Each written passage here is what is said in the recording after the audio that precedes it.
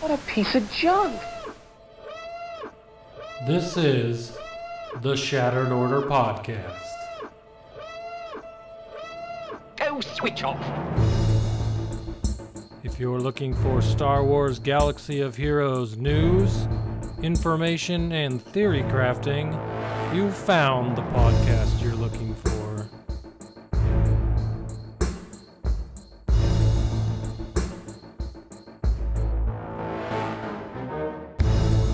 With your hosts, Goodnight Punk and Windkiller Inc.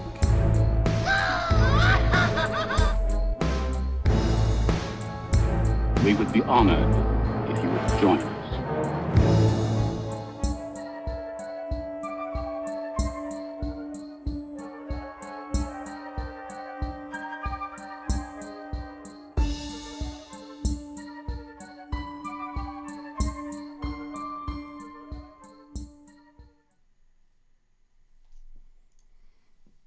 Hello, everybody, and welcome to the 125th episode of the Shattered Order Podcast. I'm your host, Goodnight Punk, and with me, as always, on this funky Wednesday night schedule, is my good friend Wink. What's going on, Wink? There you are. You're moving. That's a good sign. Oh my god, I can't even. We just probably spent 15 minutes of me literally trying to get my internet to be good enough to connect on Skype. Yeah, so those of you that watch the show on YouTube, yeah, that's it's my internet. It is so frustrating. It is I'm losing my mind because there's nothing I can do. It's awful. I'm having to hotspot through my phone right now, and that's the best I can get because my Wi-Fi is garbage. My hotspot for some reason isn't working. I really don't even get good cell signal here anyway, and I cannot wait. My God, I cannot wait to get real internet that should be coming next year. I just need something to hold me over because this is unbearable. I'm so frustrated with it. I'm going to tell you this much. I can't wait for you to get good internet either. It'll be just such a wonderful thing. You know, if you think about it, we might never have gone to Twitch if YouTube hadn't kicked us off because of your internet. That's just the way things go around here. But we're going to make it through this, I promise. We'll do this. Oh, good deal. We will see. So if you're in live stream, you're watching Twitch, if you're wondering why the hell you just got a notification on a Wednesday that the Shattered Order Podcast is live on Twitch, it's because, if you don't know, and you're not a U.S. citizen, tomorrow in the United States is Thanksgiving. Friday is Black Friday. Pretty big holiday here in the U.S., so we wanted to do the podcast early this week so that we could enjoy our holiday with our families and everything else. And so we're doing it tonight, and then everybody can enjoy their holiday, and then we'll be back next week. So, yay!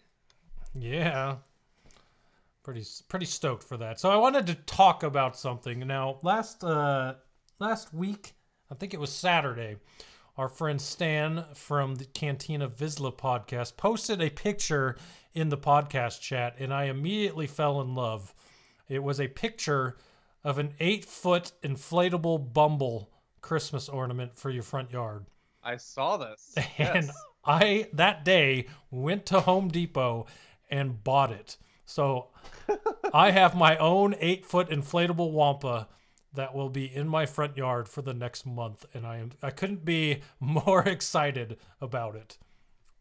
You will have to take a picture of that and put it out on Twitter. That is pretty awesome. Good to hear. I like it. It'll be right next to the 5-foot inflatable wiener dog. So, what? The 5-foot inflatable wiener dog. You have an inflatable wiener dog? Yes, I do. Bumble and the Wiener Dog, best of pals. I don't know if you knew this, but that's how it's going to be in my front yard. So I do think this is fitting because I have an inflatable Yoda. So it's rather fitting that you would have an inflatable Bumble and I would have an inflatable Yoda. So everything has come nice. full circle. So it's the perfect scenario. I like it. Indeed it has. I like it.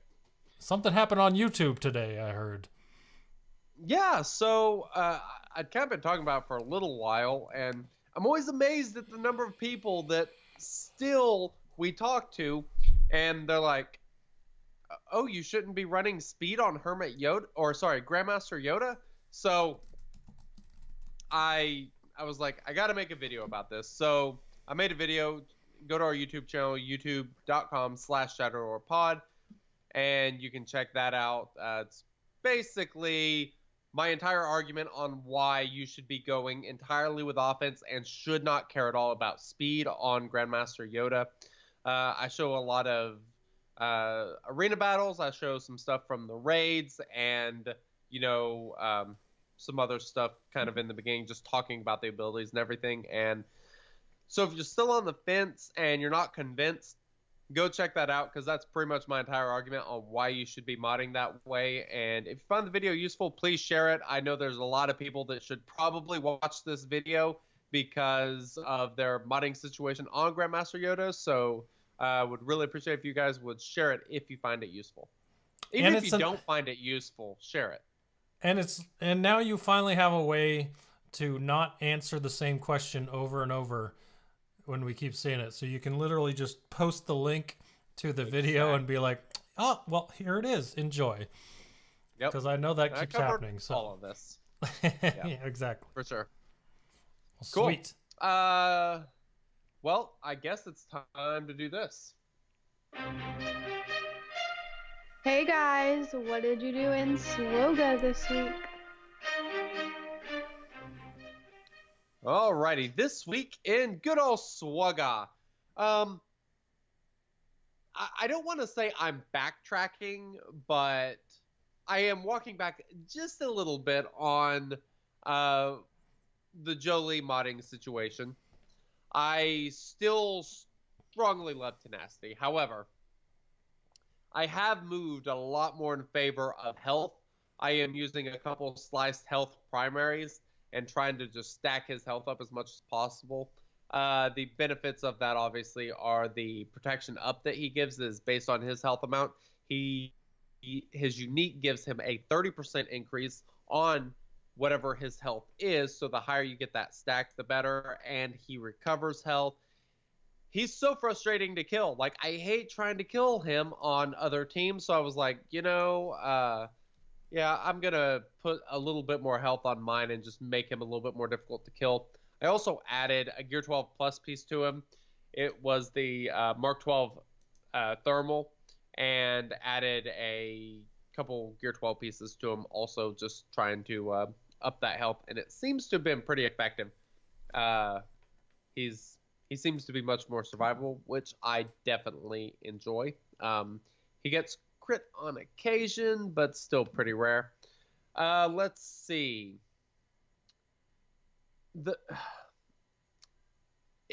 Have you found a Gear 12 piece yet? Gear 12 Plus piece that you seem to get more than anything else? I have placed one Gear 12 piece total, so I don't pay attention to them. So I could not answer that question. Okay, so you just kind of get what you get and go from there. I get what I get, and I don't throw a fit. Yeah, I think the past 4 raids, I have gotten the exact same pieces. It's the Mark 12 thermals. I'm trying to put them on characters as fast as I can now, just because I'm starting to get a collection of them. It would be great if I could get, the data pad that I've been waiting for Grandmaster Yoda or some of the other stuff. I think as soon as I get that one piece for Grandmaster Yoda, I think I can push his offense over 7,000. And that's kind of what I would like to do. That's kind of my goal currently. So I'm still waiting. But, it kind of seems like the Mark 12 thermals are my boom boxes for Gear 12 Plus pieces. I'm at. I just checked. I'm at 160 of them. That's where I'm at. 160 Mark 12 thermals. Yes. Well, that's quite a few. I mean, that's 3 full pieces you can make. It's all I have. So, like I said, I've placed one piece. The problem is not having the Gear 12 pieces. It's not having all the pieces, stuff. all the purple crap that goes with it. So, if I wanted to start putting Gear 12 pieces on people, I could. I just need to farm the purple pieces. So, Gotcha. maybe Yeah. I should start. Maybe I should focus on that this week. I don't know. Maybe not a be bad good thing. idea. Some Yeah. of those Gear 12 pieces are really good. Like the ones on Grandmaster Yoda make a significant difference, just making him so much more survivable and the additional offense and everything. Revan's another one that the Gear 12 pieces are just amazing.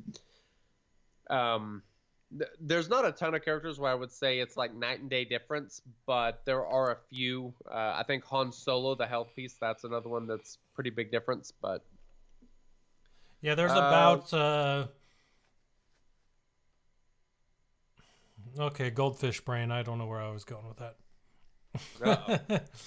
All right, so the other thing I did was I remodded my checks team. I don't want to say remodded, but I did a little bit more work on it and actually started using the mod loadouts. And so I've got my mod loadout set out for my arena team and my checks team. That way I move mods over and then I just move them back. Super easy.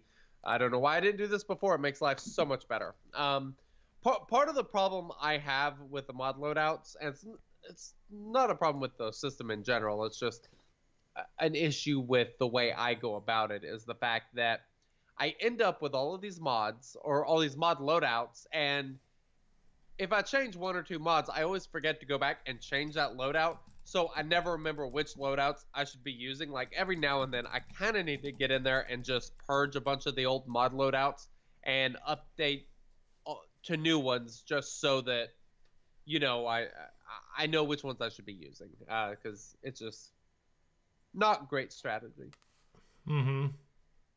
And so the other character I remodded was Mother Talzin. She is my biggest damage dealer in Phase 4 of the Heroic Sith Raid. It's not Asajj, it's Mother Talzin. And that's because I get Plague on Darth Nihilus and Scion both, and then basically just spam her basic as much as possible. And I have her loaded up with offense.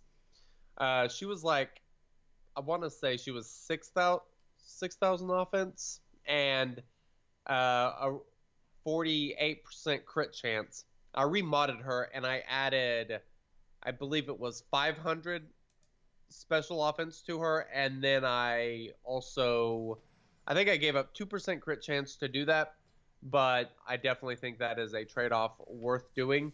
I think next thing I'm going to do is slice up a crit damage primary on her, because of the crit chance she kind of falls in. Offense set with crit damage primary is the way to go to get the most effective, the most damage output from her. And, she does some crazy awesome damage. So I can't wait to see exactly what she does next raid now that I have remodded her. Interesting. That'll be interesting for sure. The good thing about these raids is we know they come every 2 to 3 days. So you don't have to wait long. It'll be here. That is before definitely you know it. true. Not like a territory battle per se. So you know that you're going to get to do that twice a week, at least. So. Indeed. So what about you? What exciting stuff did you do this week? I have literally have nothing really to talk about. 5 days and it's all just been gearing and farming, and that's so I will say this, I'm about 10 yellow mod packs from, not mod packs, Mark 5 thermal detonators, I think, from getting Traya to Gear 12. So I almost finished that, and I think, so like I was saying, I don't really have a plan after her for gearing. So I might start doing gear 12 pieces like we were talking about. But I do think the one thing I'm going to do before I do that, the only other character I need to gear is my gear 8 zombie. I still have not geared her yet. So that'll help my phase 4 scores that I need to stop getting 11th place in the Sith raid by 1,000,000 points. And so that should help me out a little bit. So Yeah. I think I'm going to get my zombie up to at least gear 10 to get that extra ability. And then after that, I'll Makes probably go a after... big difference. Oh, yeah, for sure. Because that thing, she dies so quick now with the new rework. It doesn't help you at all. I can still get 1,000,000 with them, but obviously that's not ideal with when you have gear 12 Night Sisters with the Zetas running around and you're not getting the most out of your investment there. So gear up gear 12 zombie, and I think that's my plan going forward this week. But since I didn't have a lot to do, I thought I'd update you on my farms because a lot of people are always curious, what are you farming and how's it going? So I haven't talked about that since the Revan farm to try and get Revan, where I was going and what I'm doing. So I've moved to farming young Lando on with my fleet energy. And so I've got him to 67 out of 85 and 55 out of 85 on the ship. So almost to 6 stars now. We'll be working on that 7th star. And he's actually a pretty good farm, especially since, you get the ship and him on the same node. So that one's been going pretty well. I have Aura Singh I'm going for in Cantina. I chose to go for her before I went after Kira after we talked about that. But let me just say this. Aura Singh is a 16 energy node, and that drop rate feels abysmal. I mean, I've been farming her for 2 weeks now, and I'm only at 12 out of 65. So what, that's 42 shards since I've been farming her. And that includes starting about 4 days ago doing 2 refreshes a day on Cantina Energy. So it's been one of the worst drop rates I've found so far for me. It has not been very rewarding, but I'm still going. I'm still going to do it. And then finally, the hard nodes, I'm working on Bosk and Imbo, and they're both pretty similar. 57 out of 65 on Bosk and 49 out of 65 on Imbo. So they're moving right along as hard nodes do. I'm not refreshing them or anything because I've been farming a lot of gear daily. So yeah. So I'm curious. I thought you were already farming Bosk for some reason. Nope, never. I farmed him on my alt to 7 star, but I never farmed him at all on my main account. That's probably what I'm thinking of. Yeah, he's good. I've been working on gearing him. I think I'm stuck at gear 9. Stupid stun gun. And, I mean, I'm trying to get him up because his ship is so good. I feel like I'm just hurting myself in ship arena by not having him geared just because of how freaking good that ship is. I mean, that ship is like, I don't know, he's like Boba's lead in the game. He's just amazing everywhere, And what? Okay. Anyway, I like his lead, so I'm not going to argue, but there's that. So I know you like that. I also just remembered something I didn't put in there. Once I finished the 7 or the 8 nodes for young Lando, I've been using the 1 or 2 extra sims I have on Sith Fighter. And so Sith Fighter's at 28 out of 30 doing 1 or 2 sims a day. So there's that. That's a thing that's happening. Is it bad that I didn't even know that ship was farmable? No, not at all. People don't care about it. It's not very good. So I'm farming it for platoons. So, and I'm not farming it very hard, obviously. And I'm also doing Houndstooth 3 times a day for the light side 3, the light side 3 energy or daily or whatever. So you're not using all of them on Houndstooth? You're not doing... Wow, that's... My Bosk is level 1, gear 1, so using them all on Houndstooth right now, fair. And the fact that I don't care about ships really just is not making this a priority for me. So Once I finish not Lando. I don't know. I don't know when I'm going to get to boss ship. I hate the fact that it's on Stormtrooper's hard node. I mean, it just... If it were on Bosk, it would be perfect, but I hate that node for him, so it's whatever. Especially since Stormtrooper shards drop like crazy and Houndstooth don't. I get like... I sim like 4 or 5, and I get like 3 Stormtrooper shards a day, and then maybe 1 or 2 Houndstooth. So I'm at 22 out of 30 on Houndstooth, but like I said, I'm not farming it that hard. So I do a node refresh on Houndstooth just because I'm trying to get it finished, and there's some days where there for a while, like I was only getting a couple shards per day, but here recently, I feel like, you know, I'll do 8 attempts and, you know, get 3 to 4 shards during those 8 attempts. So, I mean, I have just been really, really racking up the blueprints for Houndstooth, which is nice. Someone also said Houndstooth is... Zara said it's a good place to farm stun cuffs while you're farming the ship, so that's a good thing. I might be more tempted if it was stun guns, because I have as much stun cuffs as I need right now. I think I'm at like 150, but... Well, I guess that's not as much as I need. But more so than stun guns, because I'm always at 0 stun guns. So if it was stun guns, I'd definitely be tempted. But, you know. That's fair. Last thing, I was pleasantly surprised by throwing Sith or Traya lead in phase 1, and this was probably all RNG luck, but I got 1.5 million on auto in phase 1 with the Traya lead in Heroic AT. Did you use? It was Traya, Nihilus, Scion, Vader, and Sith Trooper. Okay, interesting. So, yeah, it was pretty nuts. I did not expect that. I was hoping for, you know, 600 to 700,000, and then I looked down after it had ended, and it was 1.5 million, and I'm like, oh, well, I guess I'll do that every time. Because for the most part in Heroic AT, I tried to hit phase 1. I tried to fit phase 1, try to hit phase 2 once or twice, just to get a few extra million. That way I separate myself from everyone that sims from phase 3 to the end of phase 4, so I'm just above them. But I think that raid I also got 3rd place based on that. So like just doing that in phase 1, Revan in phase 2, along with a RJT team without BB-8 in phase 2.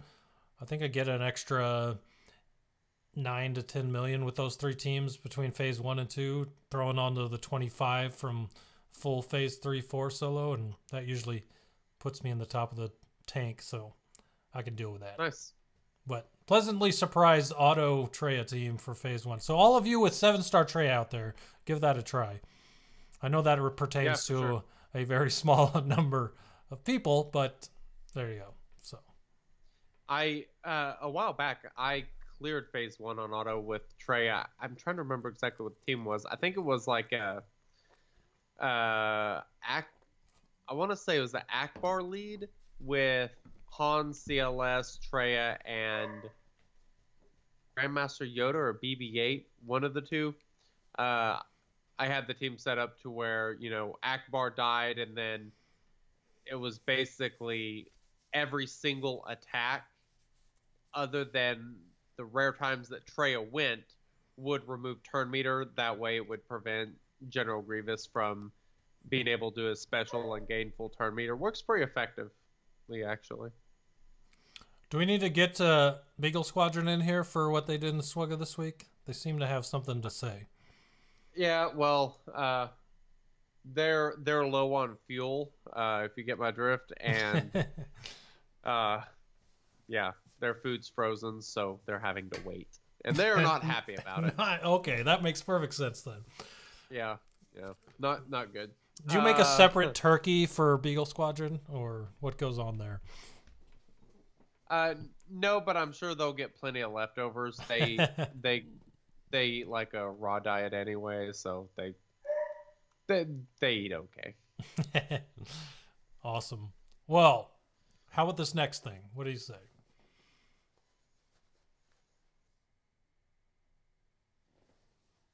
Either I'm getting iced like a kicker, or I lost it. There's the reconnecting. We'll get Wink back here in a second after he ices me, and then we'll be good to go. I think we will. We're going to try to. We might not. This might be the end of the episode. But if it is, thank you all for coming. I heard part of a sounder. Well, okay, there he is. Do you want to play that sounder? Oh, I'm loving it. Loving it. All right. Well, we'll cut all this out of the audio podcast. None of you will even know this happened, but for all of us watching the live stream, yeah.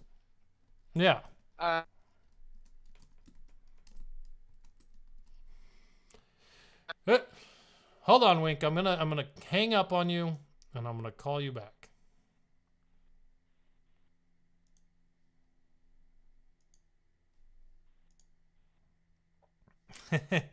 Maybe Goodnight should take control of the soundboards. Yeah.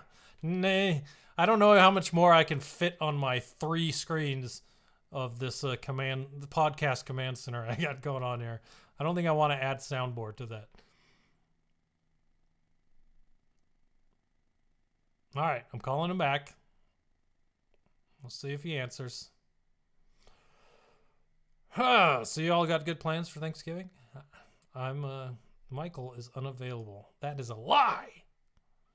He is totally available. On Skype. Not emotionally. He's attached, people. Don't get your hopes up.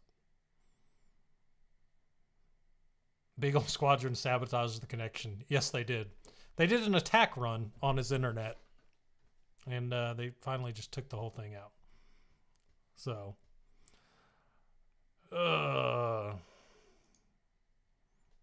Well, this is fun. We're having fun. So anyone out there, why don't you tell me if you're farming something other than what I am, what it is in live chat, and we'll talk about it and why I'm not farming it, or if I finished it, because I'm curious what all you guys are going after. And I'll try to get this fixed and read chat at the same time. Oh, hold on. We might. Hello? There he is. Welcome back, Wink. The soundboard. I don't know if you read chat. Everyone thinks that Beagle Squadron did an attack run on your internet. That is certainly possible.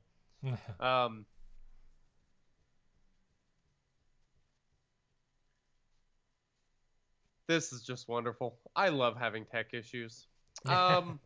I wrote down the right, time frame so we can cut all that out of the audio podcast. Anyways, whatever. Yeah. So some of you will never know this happened. Yeah. All right. Hit the sounder again. Let's see if it cuts out your internet again. Since everyone loves a good poll, let's dance through the results and see what you thought this week. I love that sound. Can you still hear me? I can still hear you. We've managed to make it out the other God. side of the sounder, and we're into the poll and good to go. So, I don't know if you guys know this. All right. I don't know if you know this, but this is, let's see, what's today? Today is the 21st. So 3 days from now will be the 3-year anniversary of Star Wars Galaxy of Heroes. So, what crazy. better time than to do a poll kind of about the history of this game and where you've been, how long you've been playing, what things you remember, and just see what people can remember off the top of their heads and where people are with certain things. So, cool. Yeah. This first question, I went into Game Center. I found a achievement to find the exact day I started playing this game. And so I have that on hand, ready to go after we talk about this first question. But the first question is, how long have you been playing Slugga? Now, the answers were 3 years since release, 2 to 3 years, 1 to 2 years, or less than a year.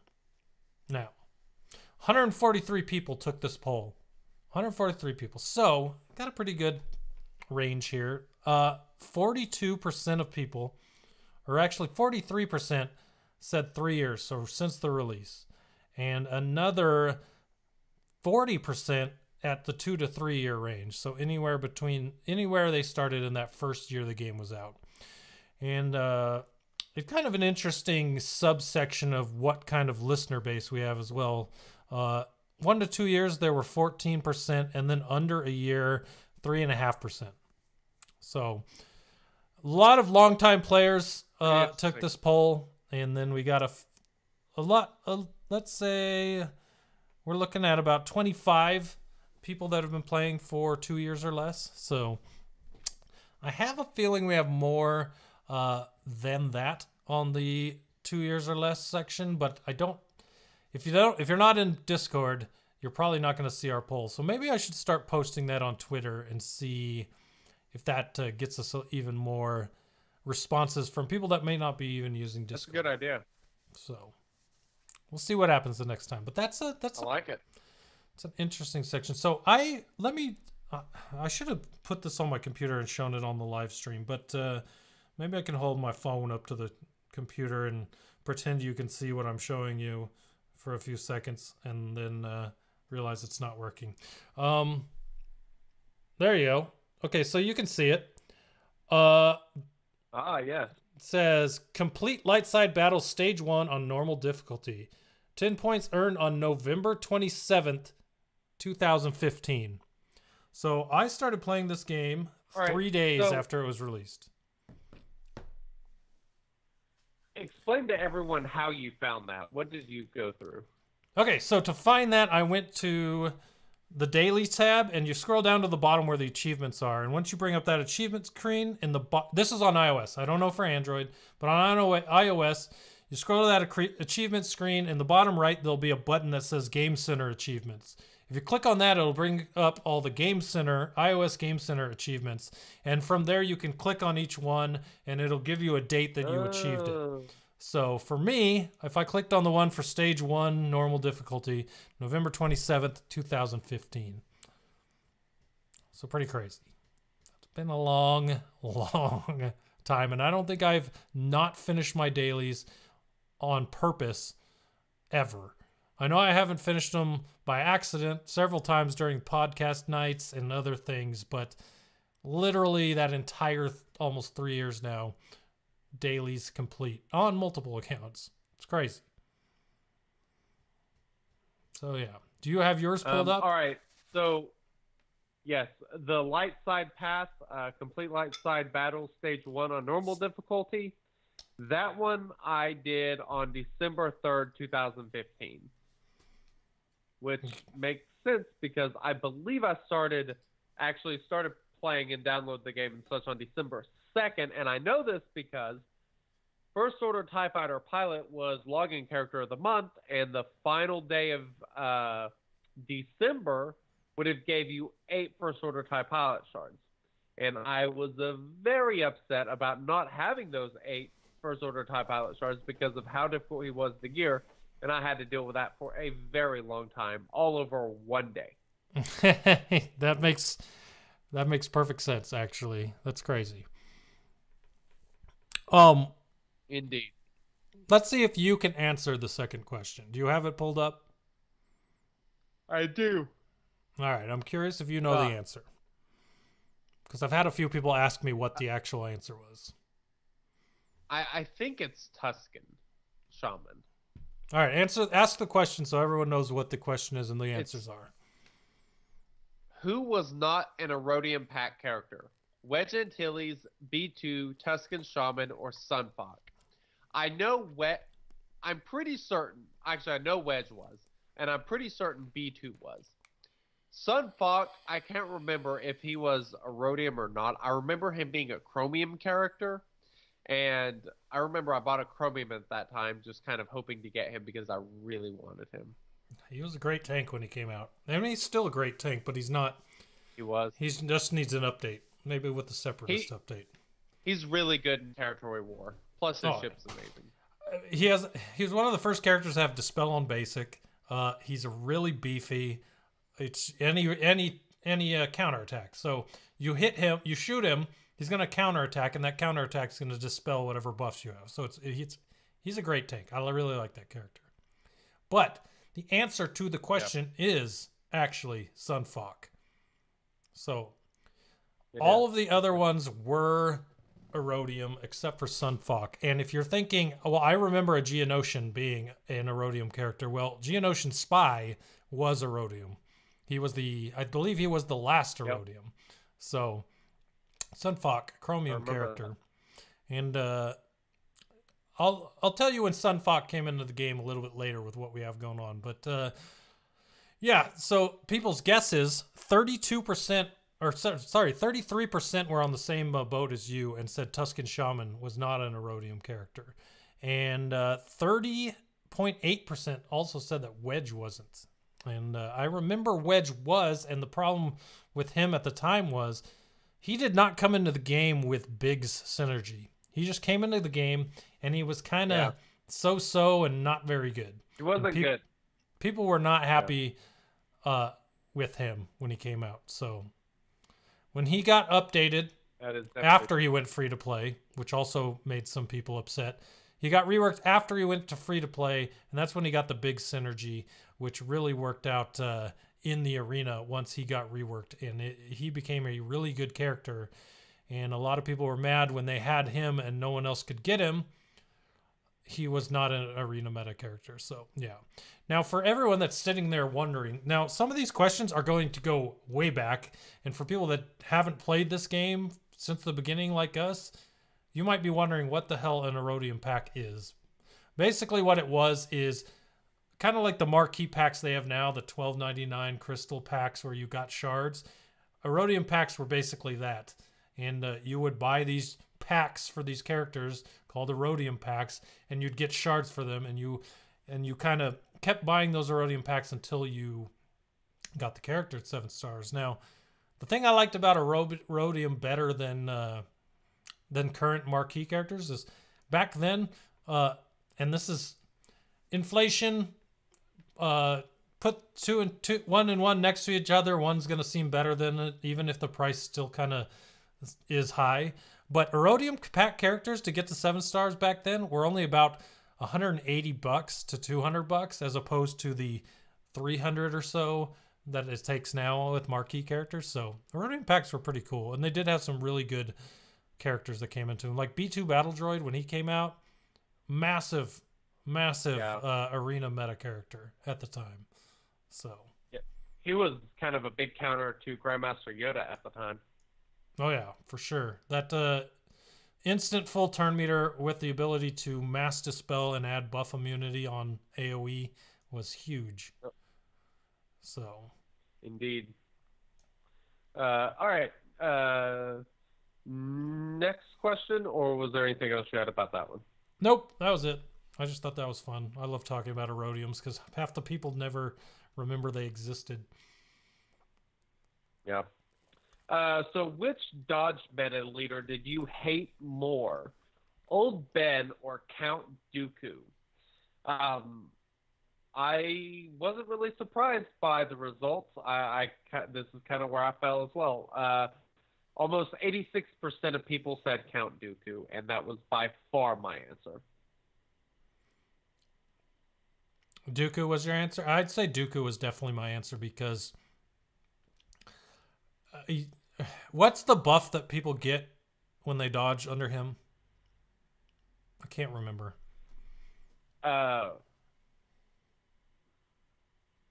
Is it offense up? I'm not sure. I can't remember. Let's find out. Yeah, so it always every time they dodged, they suddenly became death-dealing machines, and it just got really annoying. Old Ben's turn meter is pretty cool, but I just don't feel... I feel like when I fought Count Dooku's, they dodged more than Old Ben's, and I know that the numbers are pretty much the same, but it seemed like with Dooku, it was worse. And then throw on top of that the fact that he counters multiple times, and it seems like he Yeah. goes on forever. He was just so annoying. So my answer would have been Dooku, but and that was most people's answer because it was 86% of people polled said Dooku, with another 14% saying Old Ben. And I think part of the reason that Dooku was so annoying was because him as a character was unbelievably annoying. And then if you give him, offense up, it's just brutal because the game was so much different back then, and all those counterattacks and the stuns, and it was just excruciating to deal with. Well, that was before, most of the dodge meta was before protection, wasn't it? Yes, So, it was. You got Dooku cutting through your health every time you hit him, especially with offense up. It just got really, really annoying. So, Indeed. all right. All right, so the best feature you saw come into the game. This had a wide little variety, and I'm not really all that surprised by any of the answers. So the options were guilds, raids, ships, mods, territory wars, territory battles, or consistent events. What was that last option? So consistent events like assault battles, credit heists, training droid battles, Gotcha. all those things. And then the last one down there that doesn't have a name next to it was legendary events and heroic journey events. Ah, okay. Makes sense. Yeah, that would be why it's in second. Which two of these would be your favorite?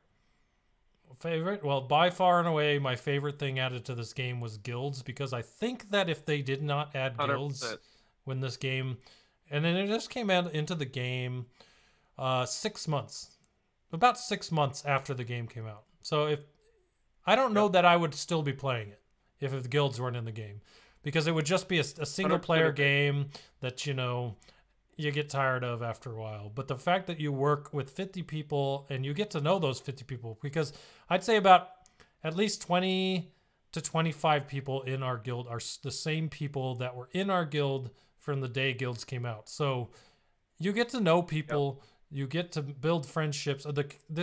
Kind of like the podcast, the community around the game is what makes it fun, and guilds just made the game fun. So I'd say guilds would be one. And then after that, I would say raids, followed by legendaries and heroic journey characters, because I just think all of those are just super fun and rewarding in the end. Yep. So, Hard to disagree. what about you? What would your two be? Sounds like you say guilds as well. Yes, that would definitely be mine. Just for all the same reasons you said. Don't really have much to add there. And the second one is, to no one's surprise, mods. I think that is the best update besides guilds to come to the game. Just the customization and the way to manipulate your teams and, try to take advantage of, the stats and such. That's really kept me into this game a lot more than I probably would have been otherwise. Makes sense. Well, as far as everyone else goes with their voting, the number one answer with 45.8% guilds. So, seems like we're not alone on that. A lot of people really love guilds. Second place, 32% of the vote is legendaries and heroic journeys. So people really enjoy getting those characters and being able to get them at 5 stars or 7 stars, or 7 stars for the heroic journey characters. For the most part, those characters have been really good when they came out. Some of them have been nerfed, like Grandmaster Yoda was nerfed. He's back to being good again. But they're making those investments on those characters good again, making them legendary the way they always should be when you have to work that hard to get them. So that was another cool one. Second place, raids. So top 3, pretty much similar with my own thoughts. But raids were at 28%, so about 4% less than legendaries and heroic journey characters. And then you go down the rest of the list. It goes consistent events like assault battles and omega events and those kinds of things. Territory battles, then territory wars and mods, and then ships. So by far and away, ships is the least favorite thing of all the options that were brought into the game. And I have to agree with that only because it just never has seemed like they have been able to get ships right. I mean, they reworked them with Ships 2.0, and for some people it's better. Some people don't like it as much. I could have done without Millennium Falcon's Mega AoE getting nerfed into the ground, but I mean, whatever. Ships are there and they're a thing that you do every day, but the least liked one that came out. So next question was, and this is, I always thought this was funny, going all the way back to the first raid that came out. Who did you gear for the pit but haven't touched since? And there might be characters on this list people are like, why would you have geared that character? And I'll explain that why they're on the list if you don't know. But the answers were Teebo, Fives, Tusken Raider, Qui-Gon Jinn, Dengar, and TIE Fighter Pilot. So let me tell you why each one of those. Teebo was a leader that used to help you to solo phase 1, and once you had at least one person that could solo phase 1, if you got the rest of the 50 in there on phases 2 through 4, you could pretty much beat the heroic pit. But phase 1 was the one that always took forever and was the hurdling point for most guilds when pit came out. So Teebo, being able to stealth and take 100% turn meter if he's stealth on his basic, was what helped people to beat phase 1. That's why he's on there. Fives was a character that added speed down. A lot of people used Fives because he was one of the only characters that had speed down on his basic. Yep. So he was in there for that because you wanted to get speed down on the Rancor and Gamorrean Captain as soon as possible. Tusken Raider. This one a lot of people might not even have heard of, but Tusken Raider does a lot of turn meter reduction on his basic, and when he's pretty easy to farm character from Galactic War, so a lot of people took Tusken Raider to 7-star and geared him up for that turn meter removal in the early days of the pit. Qui-Gon Jinn, turn meter removal on his basic. He was one of the all-stars of the original pit solo teams just because of how much turn meter he could take on his basic, kind of like Tusken Raider. And Dengar and TIE Fighter Pilot are on there because of their tenacity down, because when those two got introduced, TIE Fighter Pilot came after Dengar, but Dengar came in and he was the first person with tenacity down, and the only way to get it was crits on his AoE, and his AoE had a huge cooldown on it. So if you did not hit tenacity down, your run might have a big RNG problem there. But if it did crit and you got tenacity down, it really helped you with your turn meter down issues, or turn meter removal issues. So that's why Dengar and TIE Fighter Pilot are on there. So the question is, which of those characters did you gear, of any, and how many of them have you not touched? I farmed Tusken Raider, never geared him. But Teebo and Qui-Gon I definitely geared, and then TIE Fighter Pilot, I liked him anyway, so I didn't really gear him entirely for the pit, but I did use him. Teebo was my big one though, just because I mean he was awesome, and he was definitely the one that he was great, so he was definitely my answer. My answer was also Teebo, and the funny thing is, at the time, Gear 9 was the max gear level. My Teebo is still Gear 9. I have all of my Ewoks at Gear 12 except for Teebo, who still sits at Gear 9 and has not been touched. So Teebo is definitely my answer. Oh, and wow. 77% of people polled also put Teebo as their answer. So Not surprising, because Ewoks aren't really used anywhere. And that's quite true. Nothing that's really important, at least. Qui-Gon Jinn was the second answer with 18% of the vote. Second after that, Fives with 14% of the vote. TIE Fighter Pilot, 6% of the vote. Tusken Raider, 3.7% of the vote. And Dengar at 2% of the vote. The funny part to me is that Tusken Raider is above Dengar, even though Dengar is a really good bounty hunter for the bounty hunter teams now. So more people are not worried about Dengar than they are. Well, I mean, I guess they didn't. All these answers don't correlate to one person answering, but it's pretty funny to me. And it's interesting too because Fives and TIE Fighter Pilot have a really good ship, so I'm not surprised that their numbers are lower because even once ships were introduced, those two had really good ships, so it makes sense that you'd continue gearing them after that, you know? Yeah, for sure. And, and then, of course, I'm kind of surprised Qui-Gon's so high just because he was the only Jedi leader there for so long. But, of course, now he doesn't really fit anywhere. That's something we'll talk about here in a minute, too, with our main topic. But I thought that was interesting, too, that was low like that. So, Cool. Next question.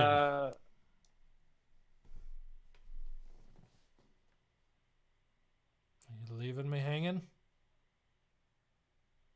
Bueller? Okay, I'll go. Okay. Who was your first I wasn't sure character? if I lost you or not. Every time you go quiet, I think the internet has just swallowed you whole. It might be. You're super laggy on my end. Like it's. Gotcha. I'm not gonna rant again. So the possible options for who your first legendary character was are Grandmaster Yoda, Grand Admiral Thrawn, Emperor Palpatine, BB-8, Chewbacca, and R2-D2. This was a landslide with two characters. The biggest landslide was Grandmaster Yoda at 70%. The second one was Emperor Palpatine at 24%. And those were the first two that came out in order, so I don't really find that surprising given the dates that people, claimed in this poll to have been playing for that length of time, whatever. Checks out. So, yeah, not much surprising there. Anything else stick out? No one listed, not a single vote for Chewbacca as their first legendary. I can say that. Yeah, that's understandable. Yeah, for sure. All right, next question. Be honest, did you take advantage of the accidental free mod upgrade hours? And I was kind of surprised this was as big as it was. 84% of people said no, they did not take advantage. There was 16% that said yes. You know what? I'm willing to bet that of that 83%, if I put in the answer no, but because I didn't know it was happening, a lot of people would have put that. That's probably true. Because it literally lasted about 2 hours, where every mod upgrade you did was completely free. Yep. So the question is... That was interesting. If you're being honest... I don't think that you're going to get in trouble now, but I want to know, did you take advantage of this? Define take advantage. Or sorry, let me change the wording so it doesn't feel like we did something bad. Did you upgrade any mods during those hours? Yes, and that was actually how I figured out that it didn't cost anything, or cost very minimal, was that it was... I was doing some mods and I wasn't really paying attention, and then somebody mentioned it in Discord and I went and looked and I leveled up a few others and there was it wasn't costing anything. It was pretty bizarre. I thought I missed an announcement and I upgraded every mod. Every mod I own to 15. Woo. So, if that makes me a bad person, I'm sorry. But I thought that makes you an awful person. I thought something was happening, that we were being rewarded with mods, because they hadn't been out for too long, and obviously I didn't have very many of them, probably about 100. But every single one of them took to 15. Just a thing that happened long, long ago, and I definitely leveled up all my mods. So. Chat, bad boy. Okay, I know. I'm like I said, I hard to disagree. What happened? Whatever. It was a thing. 2 hours. Mods were free for 2 hours. That's the thing. And it's funny with this. Someone also asked me, and this is similar, kind of in the similar vein. Not a question that I asked, but I'll ask you this question and you can answer. You'll be the one person polled question. So, did you participate in pre-crafting gear? No. You remember So pre-crafting? Do I? Because that did not had I go known, well for arenas. Yeah, that was rough. Had I known, I would have went 8 on it, and I didn't know. And that was because I wasn't really on the forums. I wasn't, like, in the community at all at that point. I believe that was pre-guilds. It was probably right before guilds. Maybe a month before guilds, if that. And I wasn't really on the forums or anything. And that was about the time I started getting on the forums, and I found out about it. And yeah, so I started paying more attention to the forums after that, just because, they give out some useful information on occasion, to say the least. Yeah, that was a big problem for them for a while, because people were able to take their characters to the next gear level immediately, while others lagged behind for weeks and got just thrashed in the arena. So that was a good time. But another question. Do you understand the August Swugga joke? Now, if you don't, let me explain it.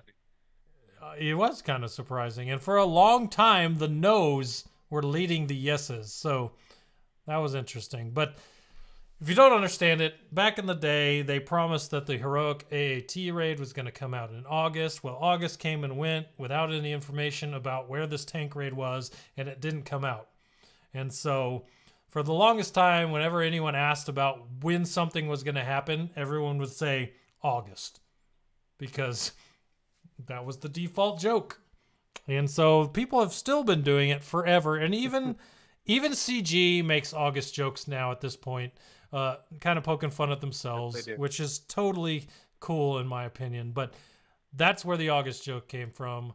But if you weren't around when the Heroic AAT came out and people keep making these August jokes, you probably had no idea what that meant. And 32% of you did not know what the August joke was about. So there were still plenty of people, whether they were old players or new players, that did not know what the August joke meant. So I found that interesting that the number was that high based on question 1's dispersal of players. You know what I mean? Yeah. So cool. Yeah. Yeah. So the actual breakdown. Just 68% of people got it, which meant 32% of people didn't. I was really surprised. I thought this was a much bigger joke in the community. I kind of wonder how well that correlates to the amount of time that people have been playing Swugga. So, what is it, 70, 82% of people have been playing, 2 years or more, which is, about when that joke happened. So it seems like there's a small portion of people that were playing around that time that did not get it. So, as far as people that were around then, most of them seem to have got it. Yep. Pretty interesting, though. There's a lot of little things like that about this game. It's like, if you weren't there, confusing as hell.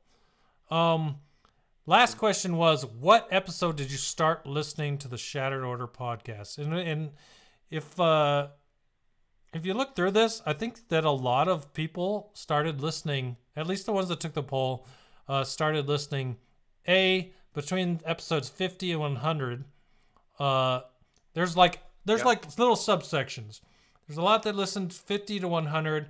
There's a lot that said, in the first couple episodes they started, so they've been here the whole time. And let's see. The last ones were like people we've gotten over the last year, basically. So 3 sections of people based on the answers that we got. And so I thought that was interesting and pretty cool. There were some others on here that I found pretty funny. Around the introduction of the big tip. What's a podcast? I missed that one. Yeah. There's a lot of them in here that are pretty good. There's also a lot of people that don't listen to the podcast that actually just do the podcast poll. So I thought, obviously they aren't going to hear this, but thank you for taking the poll, even though you don't listen or watch the podcast. It's nice to get a big section of the community just in here doing this. So that's cool. But and shout out to this guy who said, "Haven't yet. We'll begin tonight." That's what we like to hear. If that's you, welcome. Thank you for listening. We appreciate you. So, indeed. Yeah, so that was pretty cool getting to see when all these people started listening. We've been doing this a long freaking time, man. It does not seem like 2.5 years. And yeah, it is amazing how much the show has changed. If you're like one of the newer listeners, I think we started doing trivia like around 60 something.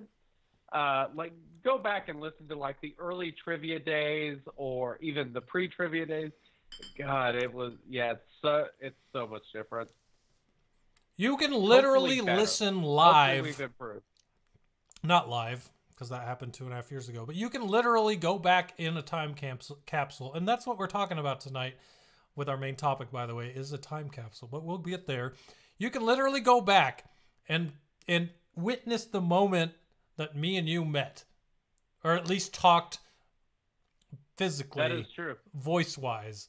Because yeah, if you listen to that first episode, we literally started talking on Skype before we recorded the podcast. 10 minutes before that episode, that was the first time we talked in voice chat. Yep. So it might be rough. Maybe you don't want to listen to the whole first episode, but rough. Make no mistake. Lots and lots of ums. Like, I'm glad that I have cut those out of my routine because that first episode was rough. Yes, it was.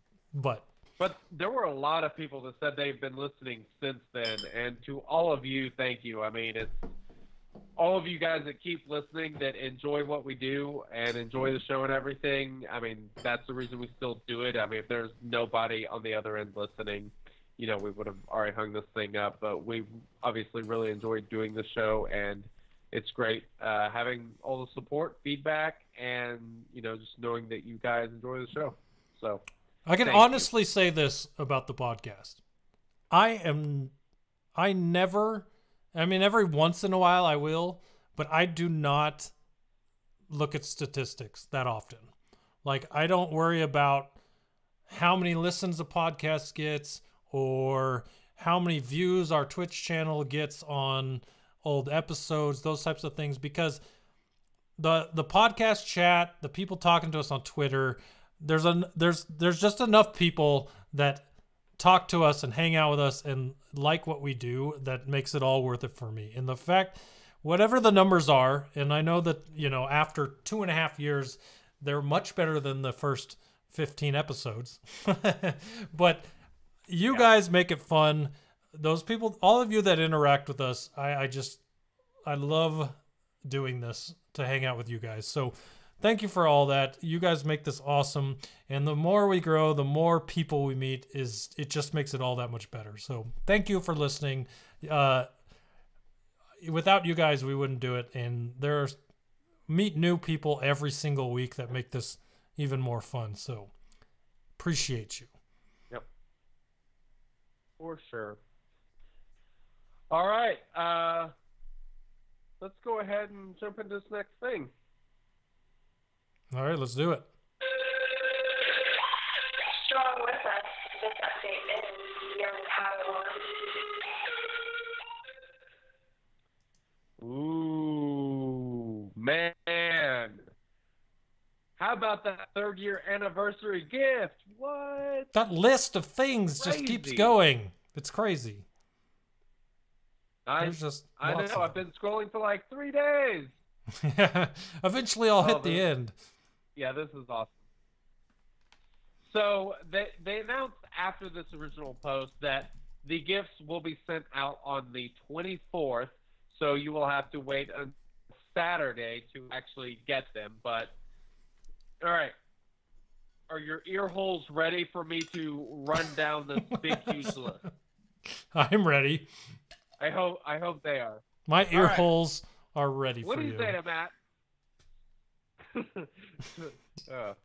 Don't ever say that again. What do you say Somebody to put the Matt? timestamp on that 16 one. Omega Matt. 1,000,000 credits. A Mark III Carboni. A Mark III stun cuff. 20 pulse modulators. Those are the gold pieces for slicing mods. 50 of all of the other mod slicing material. Let's see. 3 of the classic Clone Wars Chewbacca shards. 5 Wicket shards. 10 Raid-Han shards. 10 General Kenobi shards. 10 Traya shards. And the Holotable Hero title. Couple things that are fun in there to talk about. The first one I want to mention Okay. is something that's not in there, and it's the one piece of gear I wish was.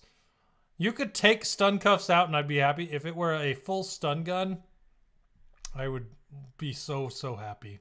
Like I said last my week, God. I've been farming So stun useful. cuffs for weeks and weeks and weeks. If I were to get one for free on Saturday, I would have been really happy with that. I'm really happy with all of this anyway. I have nothing to complain about. I'm just saying No, it's great. I was kind of surprised to see stun guns not on there because I think as far as Carbontes, stun cuffs, and stun guns go, those have always been the 3 that everyone's like, please put stun cuffs and stun guns at least into challenges along with those Carbontes.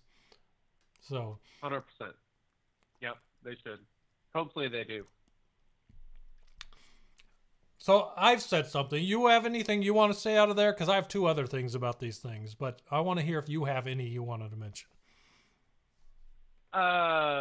So as far as this stuff, I will say that the mod slicing material, I love. They're giving you enough to slice a mod from 5 to 6 star. I think that is huge. It's a really great gift.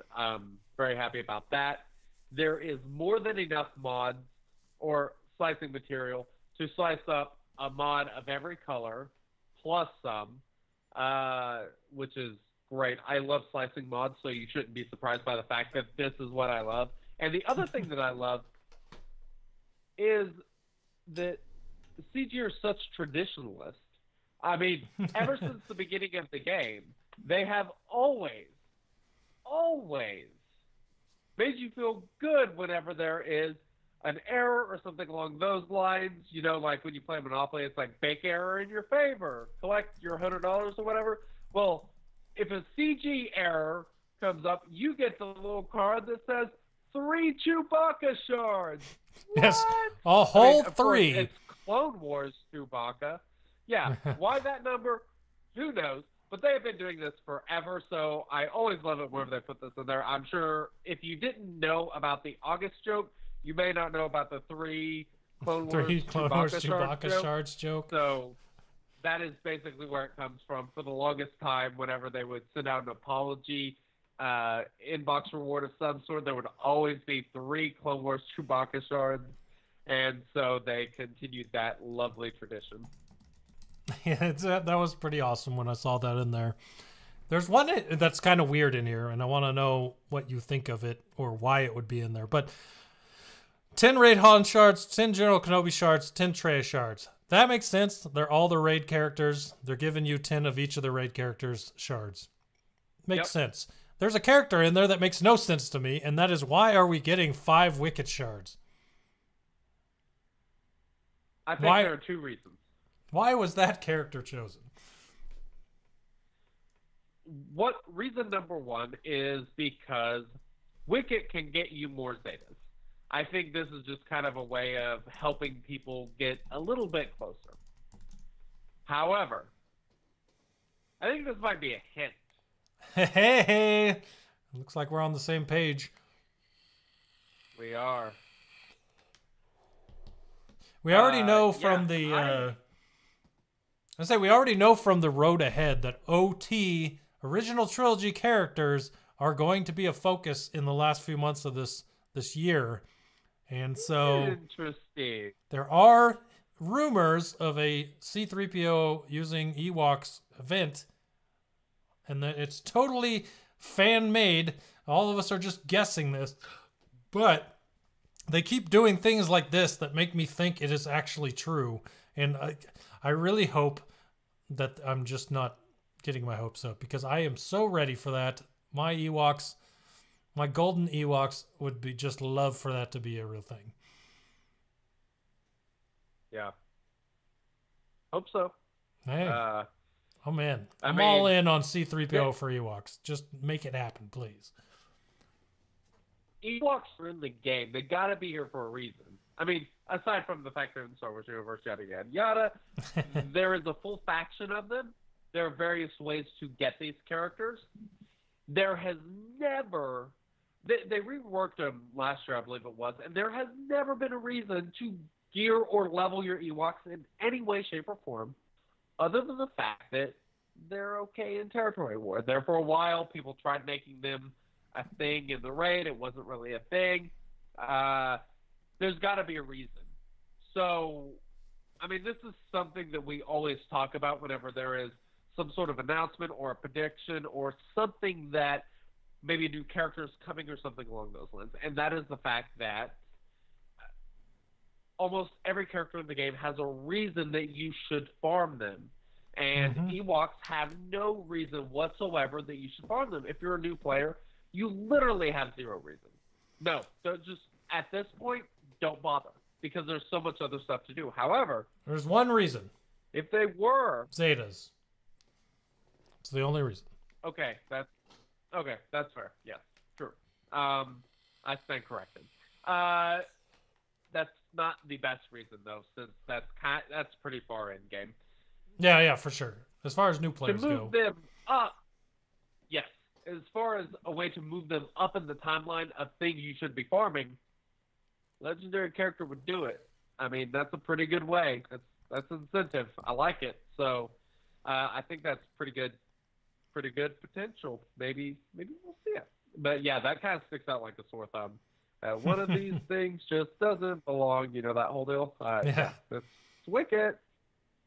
The other thing I have for this is a lot of people were like, why would you give me a title, and a title everyone gets that plays the game and this and that and whatever. I want to counter that by saying that there other games, right, give you titles for things. It's kind of like the whole clone helmets and things like that. In other games, other free-to-play games, there's a lot of them are built on the idea that the things you pay for don't actually help you be a better player, but they're aesthetic, basically. And that's something that I enjoy in other games. I think it's cool they're giving a 3-year anniversary title, because once that anniversary thing is up, it'll go into your message box. You'll get 30 days to claim it. If you don't claim it in that 30 days, it's gone. And basically the only way to get this title is to play on the 3rd anniversary. And past that, okay, unless they give it away for something else at a different time. But for now, it'll be an exclusive thing. And I think exclusive things in the game are fun. So if you put that on, everyone will know you played in the 3rd anniversary. Or kind of like if you put the Arena one on, everybody knows that you play Arena a lot. Or, things like that, basically.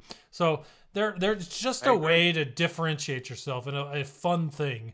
And yeah, it's just a title, whatever. But you're getting it for free. And it is something that anyone that plays the game after a month after this comes out will never be able to get. So if you were to put it on, no one else would be able to get it. Now, granted, that one of the only places you see it is Arena, so everyone that is in there has been playing as long as you have, so the odds are they have it. But it's just a cool aesthetic thing that is a limited time and it's given to you for free. It's just kind of cool. So I like it. I think it's cool. Not to mention every single update says, hello, Holotable Heroes. And, you know, I don't have a Holotable Hero title, so now I can finally feel as though they are actually talking to me. Indeed. Yeah, I would like to see them doing stuff like this a little bit more often. That'd be really cool.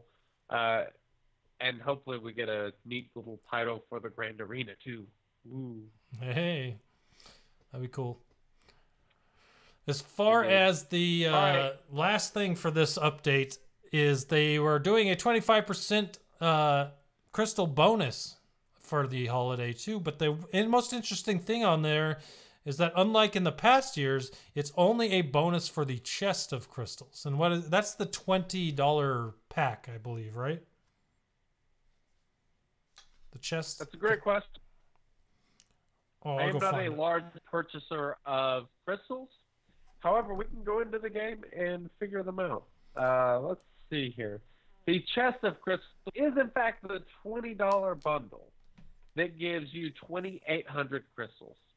Yep, so you'll get 25% more of that 2,800 if you buy a crystal chest during the 3-year anniversary celebration. So that is probably the one that I bought the most in my time playing this game.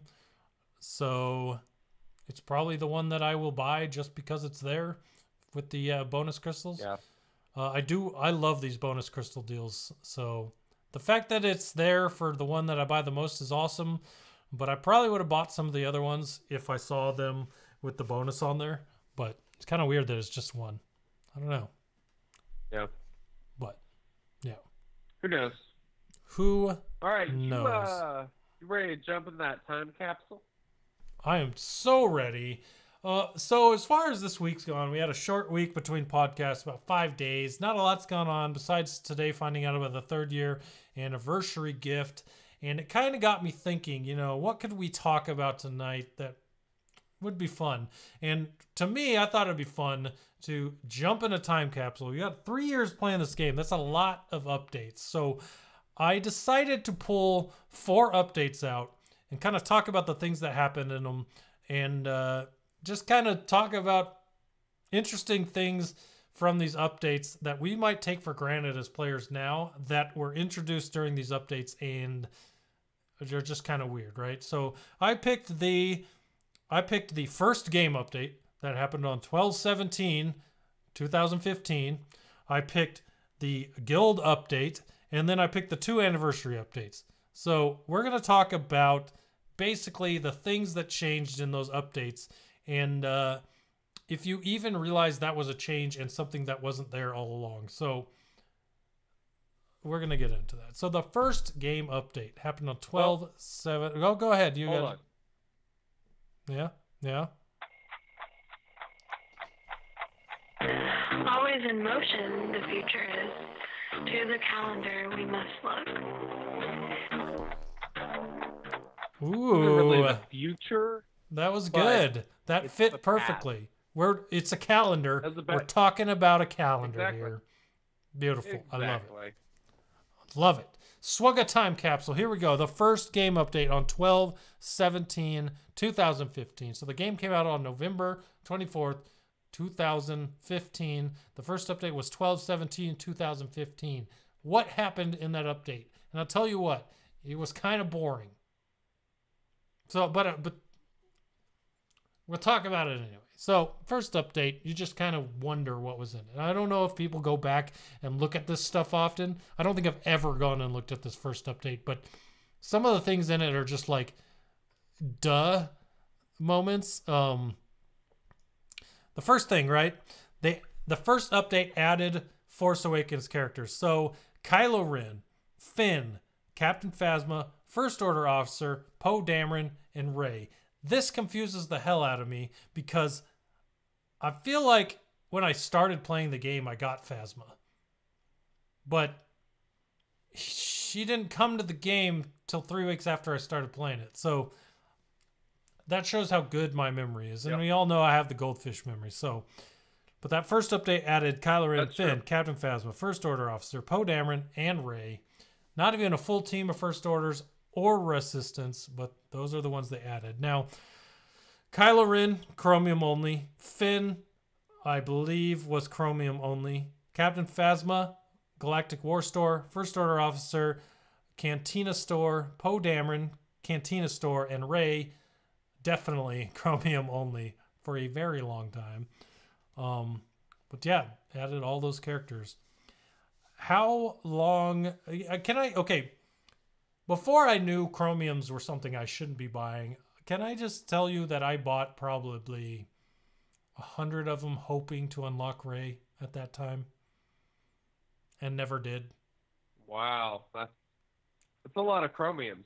I used to always save up my crystals so that I could buy chromiums because I was like, oh my god, it's so hard to get crystals. Like, these must be a total bargain. Dude, when I first started playing, this was almost a bi-weekly routine when I got paid. I would buy $20 worth of crystals, and I would immediately throw them into the 8-pack of chromiums just to see what I got. And I almost every time got crap.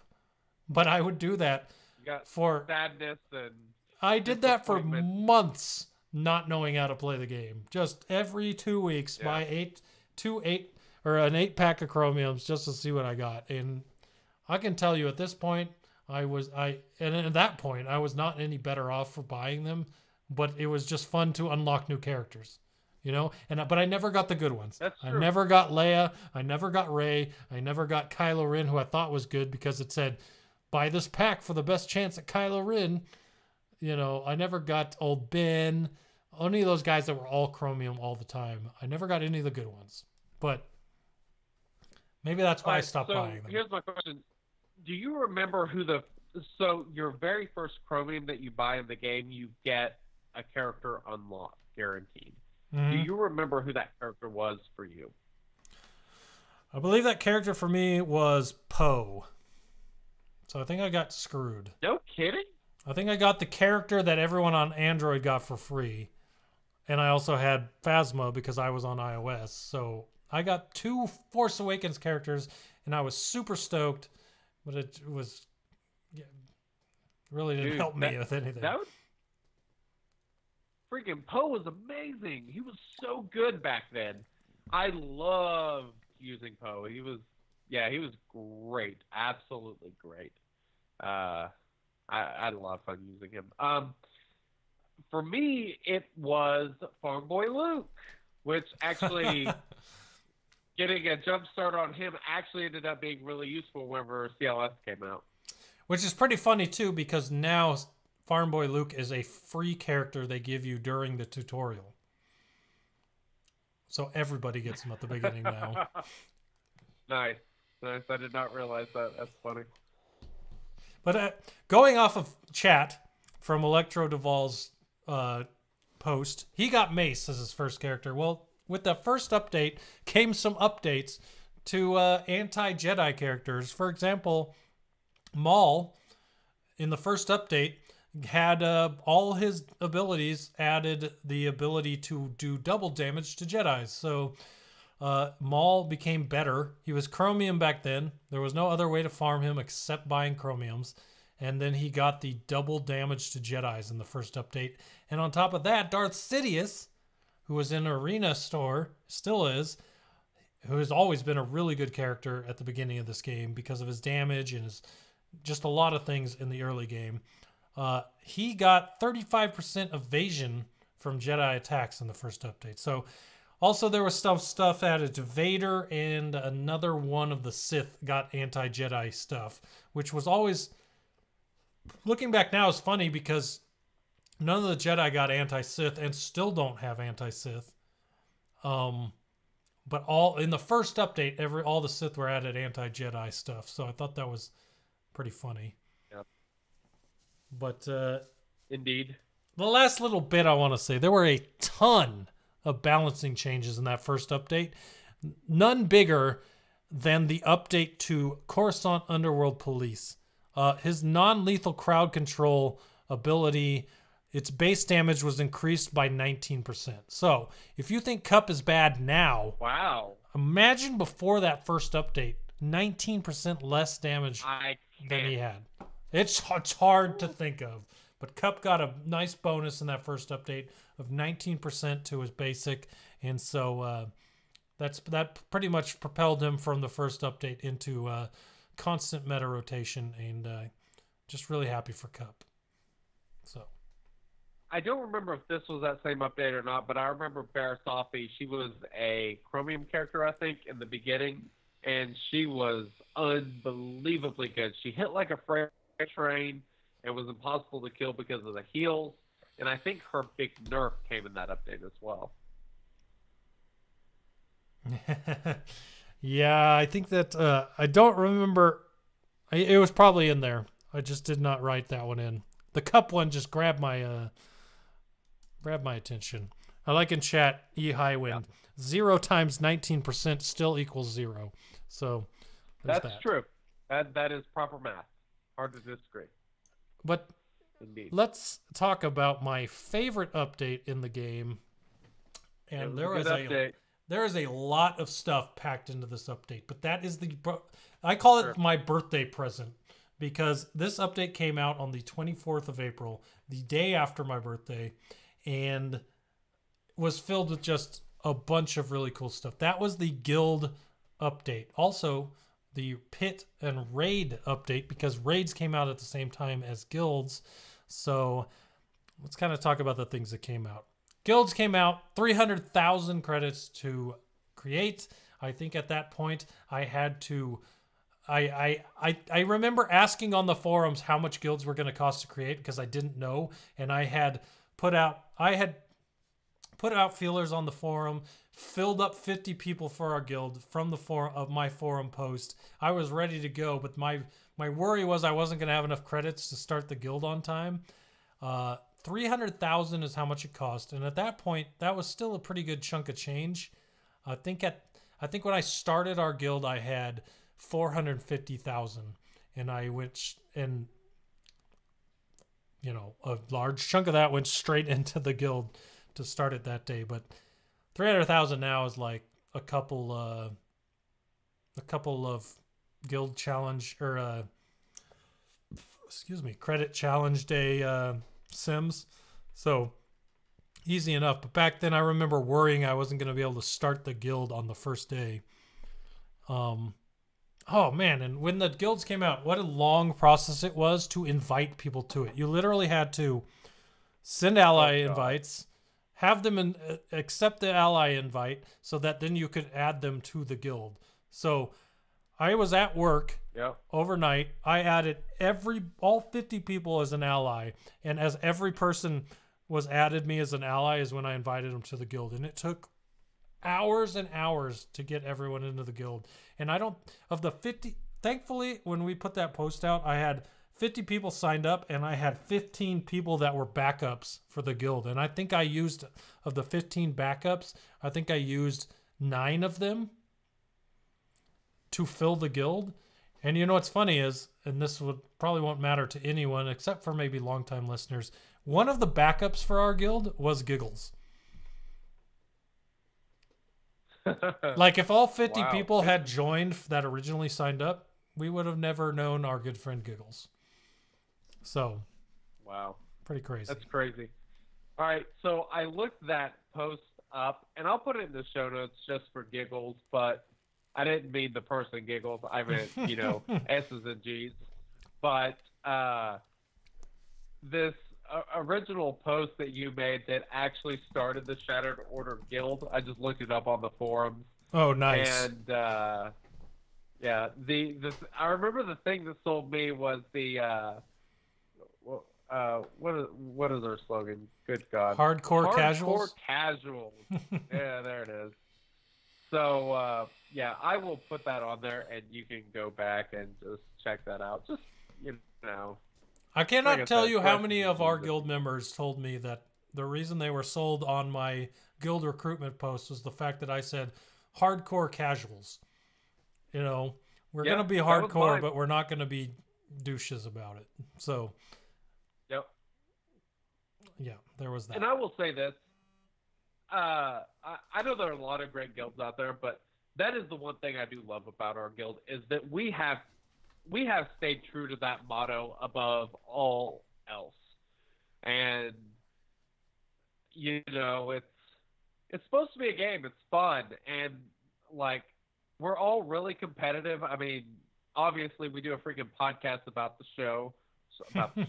We do a show about the game, and I mean, just being able to take the game not seriously, but have fun, and yet still try and be really competitive has made it really fun. And you know, I do see a lot of people that suffer from burnout from being in guilds that are too competitive, that require too much. And we've had a lot of people that were, you know, podcast listeners that come to us when we have openings or whatever, and wanted the guild because of that. And you know, it's I really think it's a good way to go. I guess that's what I'm saying. Yeah, we beat Heroic Sith a couple weeks after most people, but we still beat it, and we still enjoyed not hating each other while doing it. So there's that. But yeah, I don't know if you remember this, but when that update came out, Guild Chat was only available at the Guild home screen and in the Cantina screen, not in matches or anything else. Like, you could only get to the Guild Chat through those two things. It was kind of, well, it still is kind of pointless to me, but it was literally almost worthless back then. But also the big beginning of raid ticket annoyances. That was the day that officers everywhere began to lose their hair, because that from the day guilds came out is where that bug was that was not showing tickets correctly and all that good stuff. Yeah, for sure. So was there anything else in that guilds update you wanted to mention? There's plenty in it. Let's see here. Gamorrean Guard and Jawa Engineer were added to the guild store. That's when they came out into the game. Was that update? Well, of course you would notice that. Big surprise. Let's see here. I didn't even notice this, but did you know that the regular energy... So they introduced caps for energy in the guild update. Did you know that the cap for normal energy is $19.99? It's different than Cantina energy. Did it really? It is. It was it's in the notes for the guild update. $19.99 for regular energy, $9.99 for Cantina. No freaking kidding. I had no idea.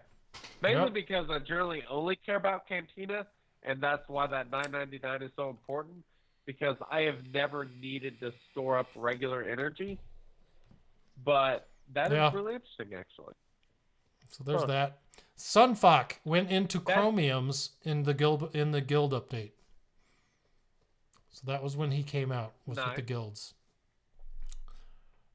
Now here's some more fun facts of that update.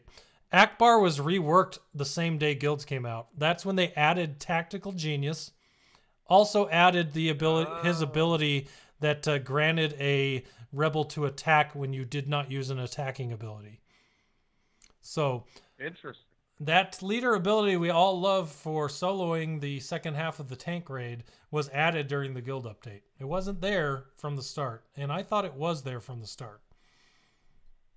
Yeah, I knew it wasn't all there. I couldn't remember exactly what all was there, because I remember that, you know, that update really made Admiral Akbar pretty awesome. I had a lot of fun with him shortly after that.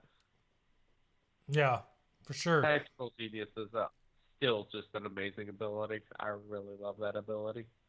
Oh yeah, for sure. And it's very specific to him. It's very good. Very good for him. There were the next 2 points were a lot of things that really bugged me with the early game that they fixed that I thought were awesome. They changed counterattacks, made 3 changes to them. Taunt now catches all counterattacks. So back in the day, before the guild update, if someone was counterattacking your attack, they didn't go straight at the guy taunting. They went at the guy that attacked. I remember that. Yeah. So it didn't go to the taunter. It went to the guy that attacked you. So they fixed that so that counterattacks went after the guy taunting. Stealth characters could no longer be countered before this update. If you were stealth and you hit someone that had counter, even though you were stealth, they would still counterattack you. Super annoying. Yep. And then back in the day, if you had an assist ability and you hit someone that taunted, not only did he counter you, he countered the person you called in to taunt or for the assist. So this was the thing that made me hate Count Dooku. It yeah, was. Oh my god! It was so annoying. It was rough. Yes, very, very annoying how many attacks Dooku could take before counterattacks were fixed. The other one, this was also a fun one. They also made it so stunned characters could no longer assist. Because that one always confused me. Seems logical. Because if you used an assist ability that called a random ally, sometimes a person that was stunned would still go and assist the attack. And you're like, why was this person an option for the assist? He is stunned. Like, literally should not be attacking. Because if I stunned... For the longest time, a stun was meant to keep that person from doing anything. Well, if you stunned, like, Rey back in the day, and she still got pulled in for assist with her massive damage back then, it got really, really annoying. So, yeah. Tarkin moved to the arena store. Used to be Chromiums. That's when everyone's like, now it's like Tarkin is an easy character to get. Well, back in the day, it was Chromium only, which was kind of funny. That's true. Old Ben leader was fixed with the guild update, which pretty much added the turn meter that was intended with his dodge leader ability, which pretty much issued him into the dodge meta. So once they fixed his leader ability, that pretty much made him go in there with Dooku as a viable option for the arena. So you can thank the guild update for that. And this is more of a quality of life one I throw in here. Reward screens now display more quickly when using a sim ticket and allow players to continue after the first item is displayed. Do you remember back in the day when you couldn't select up to 20 updates? You had to do one at a time, and every time you simmed, you had to wait for every single thing you got to show up on the screen before you could hit continue. So if you wanted to sim 20 times, it literally took you 3 or 4 or 5 minutes because you had to wait for the things to pop up, then hit continue, use another sim ticket. It was awful. Oh God. This actually made it so that you hit sim and you could hit continue, you could hit sim and you could hit continue. It did not add the slider, but it made it so it was much faster than it originally was. I remember this change going in there and being super stoked about it because using sim tickets on all your energy was just so annoying. Yeah. And as far as bugs, there was the guild update post was split into two. Because the bug list that they fixed in the guild update was so big, it needed its own post. So, I didn't That's go a lot of bugs. I did not look through that bug list, but I'm sure there were a lot of really fun ones we could remember through there. So, indeed. Yeah, pretty funny. So the next update is the 1-year anniversary update that happened on 11/22/2016. This was the original ships update because up until this point there had been a lot of, data mining that found a lot of stuff about ships and such, and people, ever since the beginning of the game, there's a lot of stuff in there about it, so people were very curious about how that was going to be implemented. And on November 22nd, we found out.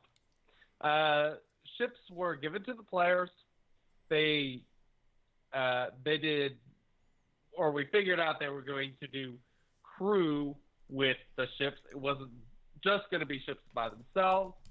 And let's see, we got Resistance Pilot and his X-Wing, Jedi Consular, Imperial TIE Pilot, Clone Sergeant, and the First Order TIE Pilot. And then we had 3 commanders.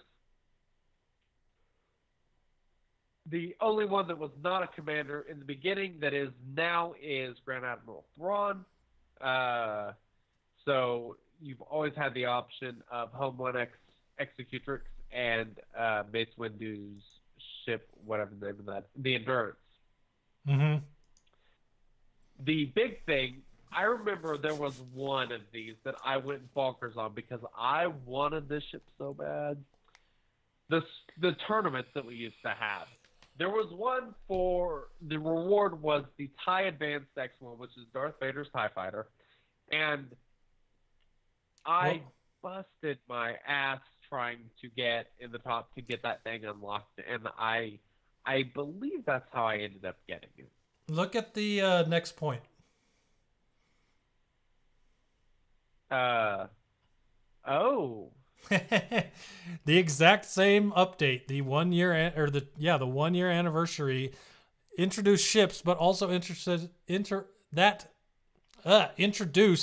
the squad tournament for the TIE Advanced 1. So, yeah, got all those ships for free that you mentioned, and then the tournament started for Vader's TIE. Yeah, that's yep. Indeed. It's funny that you mentioned remembering that, because it literally happened within a week of the ship's update coming up. And I remember how hard everyone pushed for that ship at that point, because it looked good, and it's proven to be very good. But yeah, for the longest time before the Fleet Shipment Store was introduced with the fleet with TIE Advanced in there, it was the only way to get that ship, and a lot of people did not get it, including myself. So, yeah. Good Which ship. of the beginner ships you think was the best one they gave us at the time? Let's see. At the time, probably the TIE Fighter.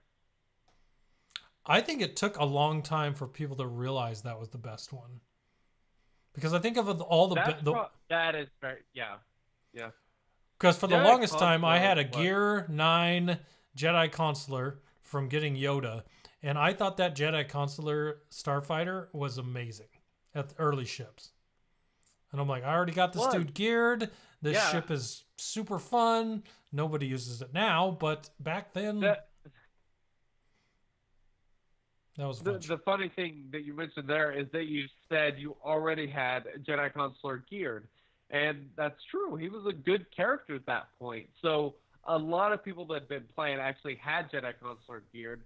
And he was such a good ship because you already had the character geared. So you didn't have to worry about that. Yeah, that was pretty awesome. Plus, the ability was really good. The other big thing with this update was the original Zeta abilities. Yep, they introduced the challenges and Zeta abilities into the game. Now, I listed out all the original characters that got Zetas when they were introduced. Let me just read this list to you. There's a pretty good number. These are the ones that had Zetas when Zetas came out. Go ahead. So there was Asajj Ventress, Barriss Offee, Captain Phasma, CC-2224 Cody, Clone Wars Chewbacca, Fives, Darth Maul, Darth Sidious, Darth Vader, Grandmaster Yoda, Luminara, Qui-Gon Jinn, and Rey. So the real question I have for you is, of those, which do you think in the long term was the best one that came out from the originals? Ooh.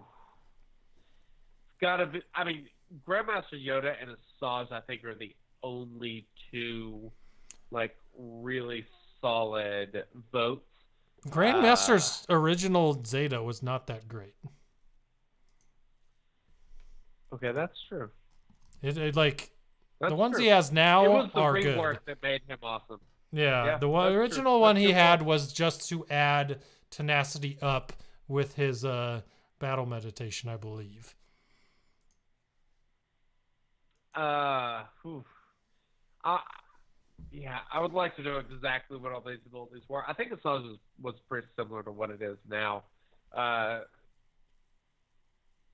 So I'll go with Asajj. See, I think as far as one that lasted the longest, would either be Maul or Barriss Offee.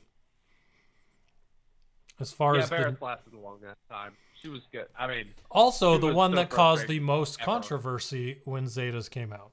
And if you don't remember what happened there, Barriss Offee, when she first came out, was even if you killed her, since her Zeta was on her unique, even if you killed her, her unique still was heal people through her death. So basically, that really annoying Zeta she has now, where any crits on a character heals them, even if you killed her, that lasted through death. So it just took forever to kill anyone. And in the arena, when it takes forever to kill someone, it usually leads to timeouts. And she was leading to lots of timeout teams if you paired her with General Kenobi.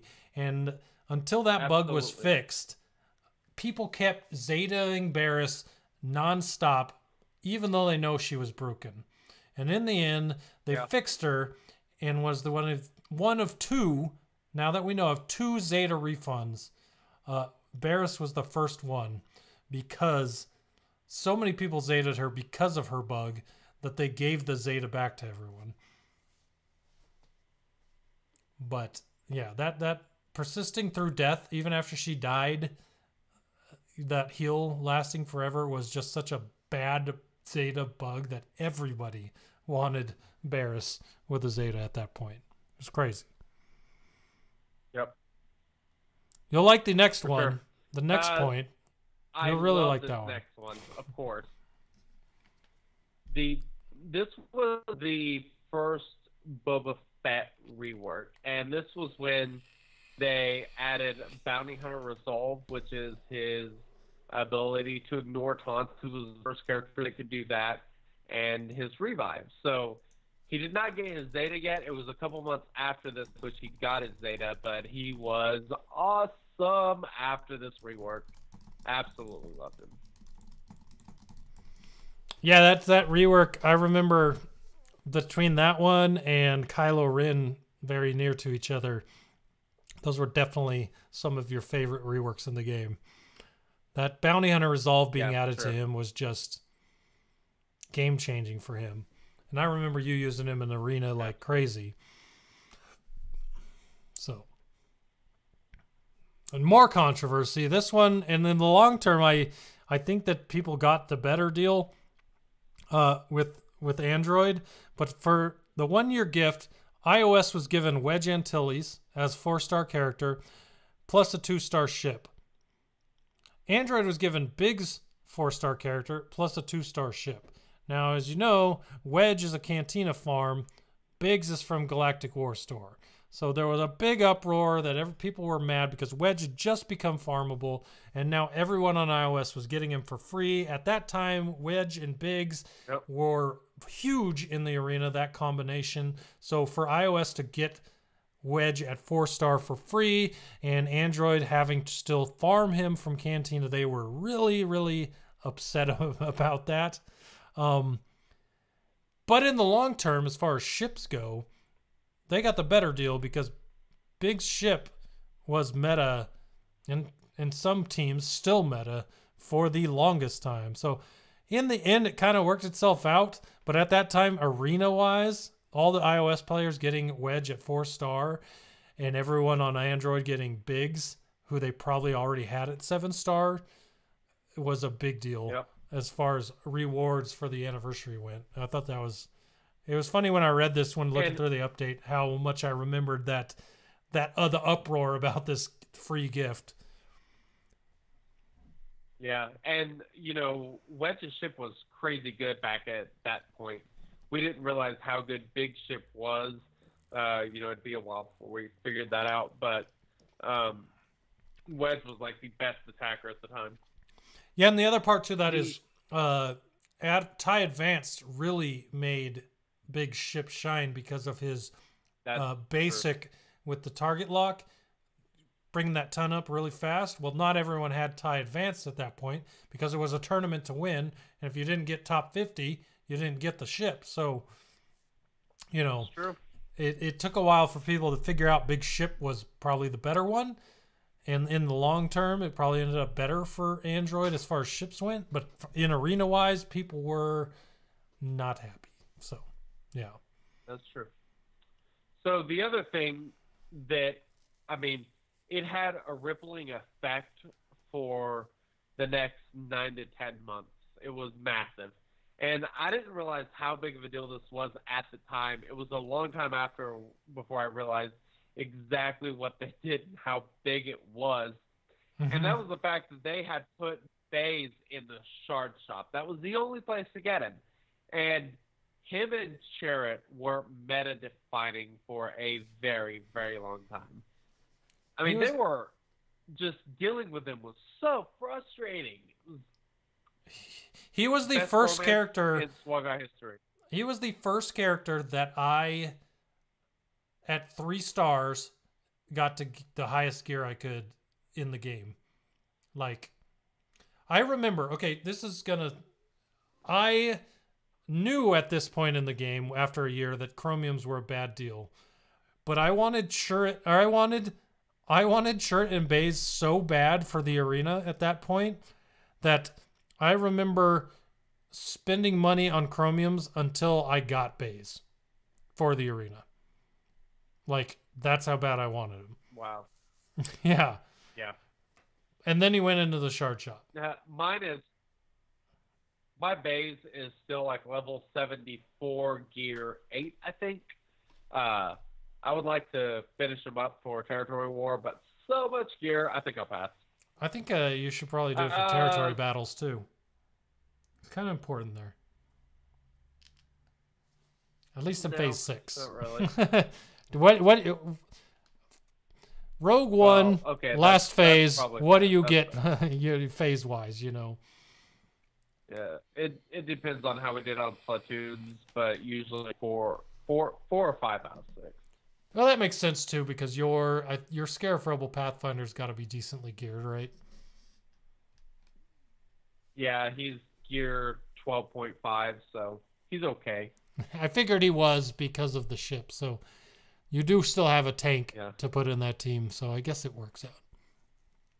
But it'll be interesting. Scarif Rebel Pathfinder's a great tank for that. Who else? There was one other character that went into Shard Shop ever before no one else ever went in there. So it was Baze and who was the other one? Chariot, what? Was Chariot in there? I can't remember. If you're in live chat and you remember, let us know. Ezra was there. Ezra? I don't remember that one. Well, actually, I think it was all of Phoenix that was in the Shard Shop. Tesh is saying ATF. ATF.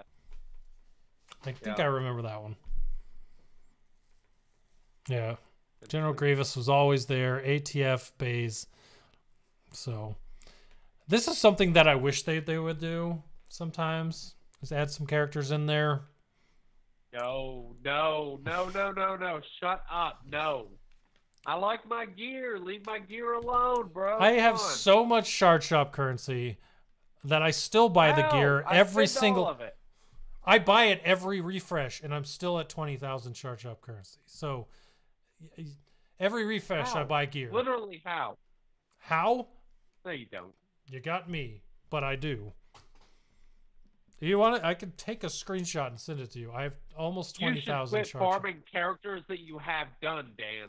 That would be a good start. Maybe that's your problem. Maybe you're farming. There's literally nothing in those shops to buy but Shard Shop currency. Why would I'm not talking about those characters. I'm talking about other characters, but whatever. What are you talking about? Because you've lost me at this point. Never mind. All right. Okay. Second anniversary. Second anniversary. All right. So that was the November 22nd, 2017. Yes. That was the Territory Wars and Darkside Territory Battles announcement. So that is when we found out that Territory Wars. So if you think about it, Territory Wars have only been out for a year now. Seems like it's been forever, but that is what happened. Interesting. And my favorite point about that update, and I remember this vividly, vividly. I was at the beach in Cayucas, California, at the beach for a week vacation on Thanksgiving. And that was when Colonel Stark, Imperial Probe Droid, and Wampa were announced. And I remember sitting on the patio, looking at the beach, looking at my phone, and reading Wampa's kit and thinking he was going to be amazing. And being right. So, I loved all three of those characters. Have ended up being really good in certain areas of the game. Yeah, for sure. What gear is your probe droid? Sure. Just out of curiosity. 10, I think. 10 or 11, I can't remember. I think He's mine's actually geared really well, but I can't get close to beating the final mission. It just Nope, don't even I get try it. destroyed. I'm not going to waste my characters on that mission. I would rather get I more always stars. try it, and I always fail. Until I have all those other characters at Gear 12, I'm not even going to attempt it because I know you have to have them there. But yeah, what else? What else was in that update? All right, so they added added static platoons for phases 1 through 3, which was kind of nice. Then let's see, territory battle combats moved from 6 to 4. What does that mean exactly?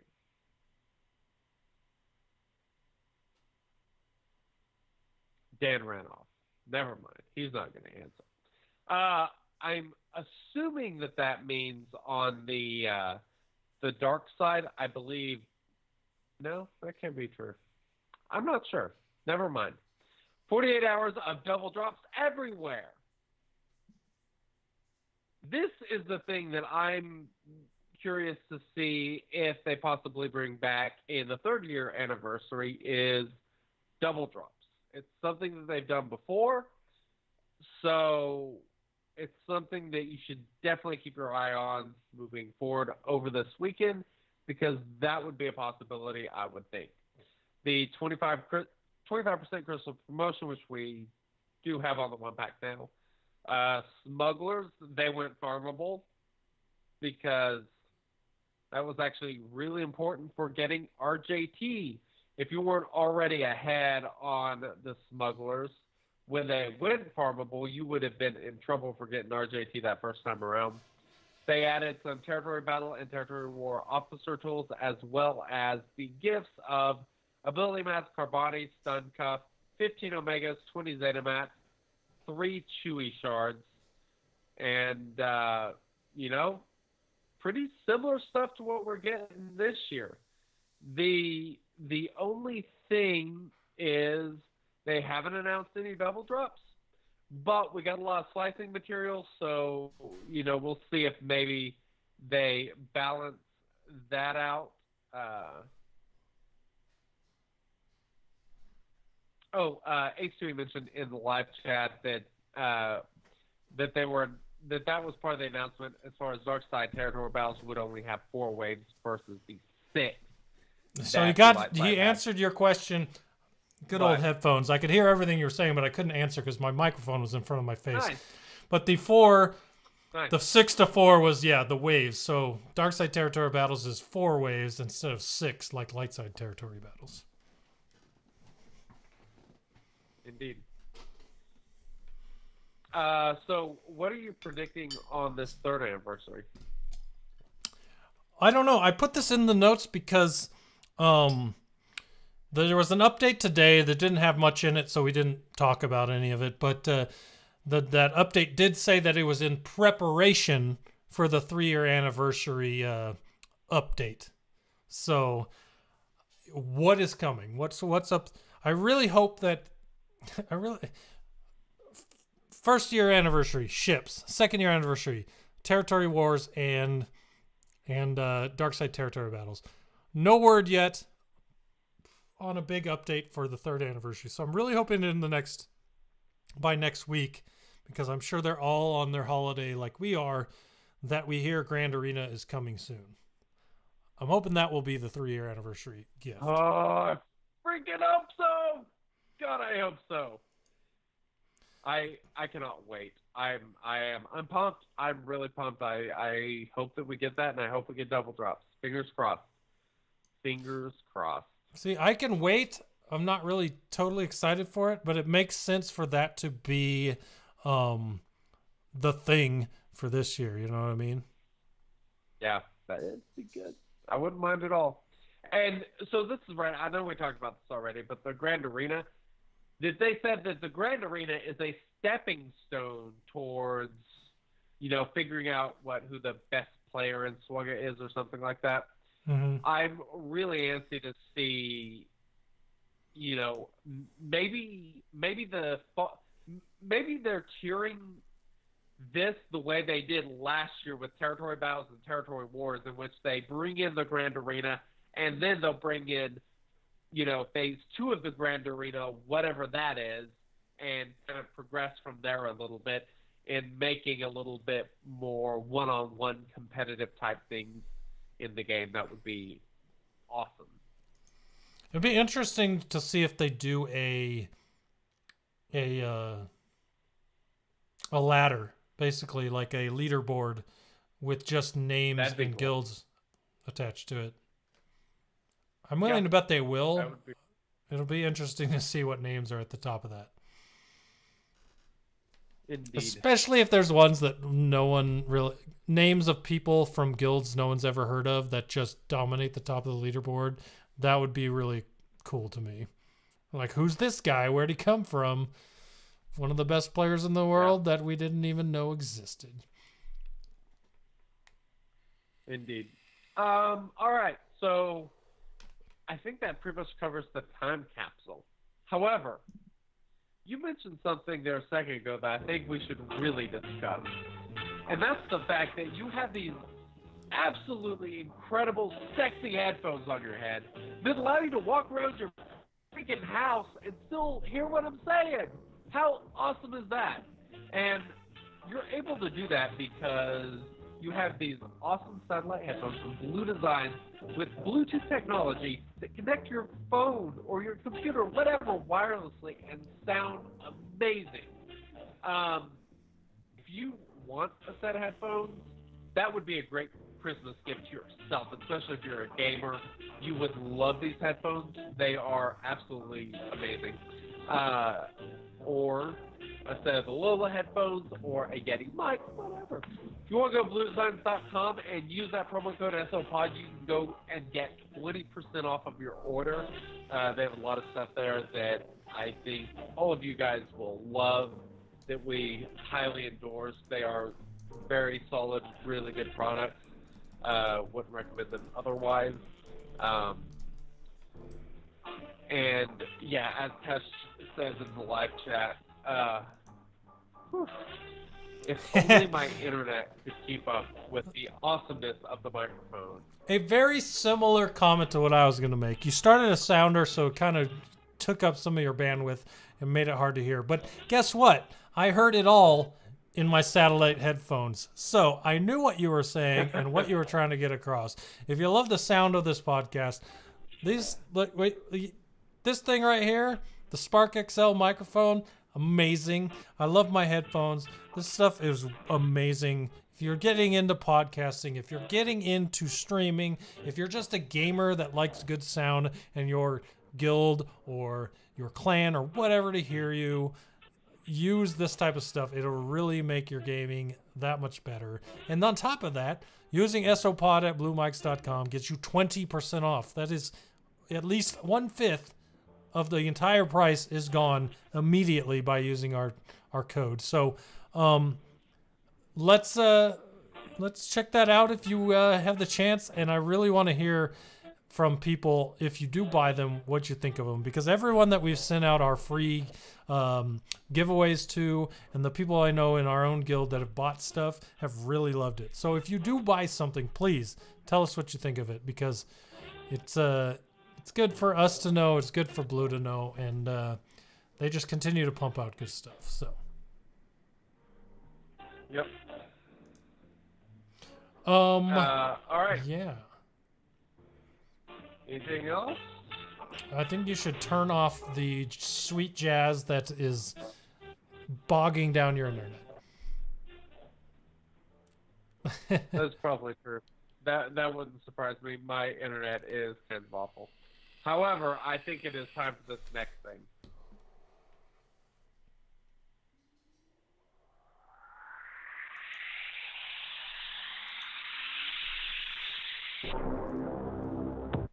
It's time for the sexy bearded duo to battle in their SWOGA knowledge in the most exciting trivia event in the Outer Rim.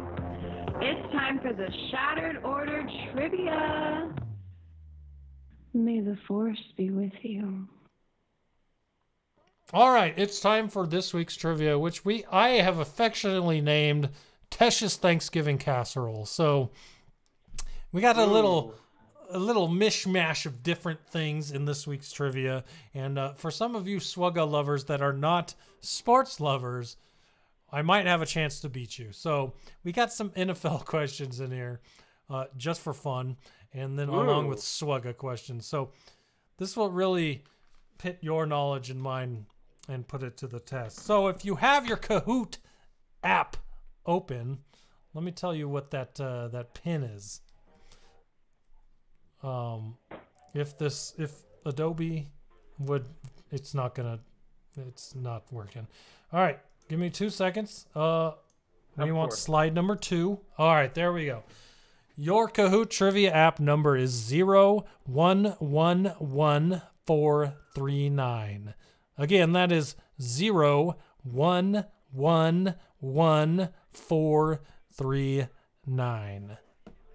So put that into your Kahoot app. It'll bring you right up into the Kahoot trivia and get you set up to play against us. And probably beat us if things go away they have recently. So I did finally beat Wink. Well, his game was weak last week, but I did finally beat Wink last week. I was weak sauce, yeah. Last week, the proper order has been restored to trivia last week, and we'll see how it goes this week. But this is really going to surprise you, but my Kahoot app is just doing the little loading thing over and over and over because my internet is not good enough to load Kahoot. Tonight, I love tonight.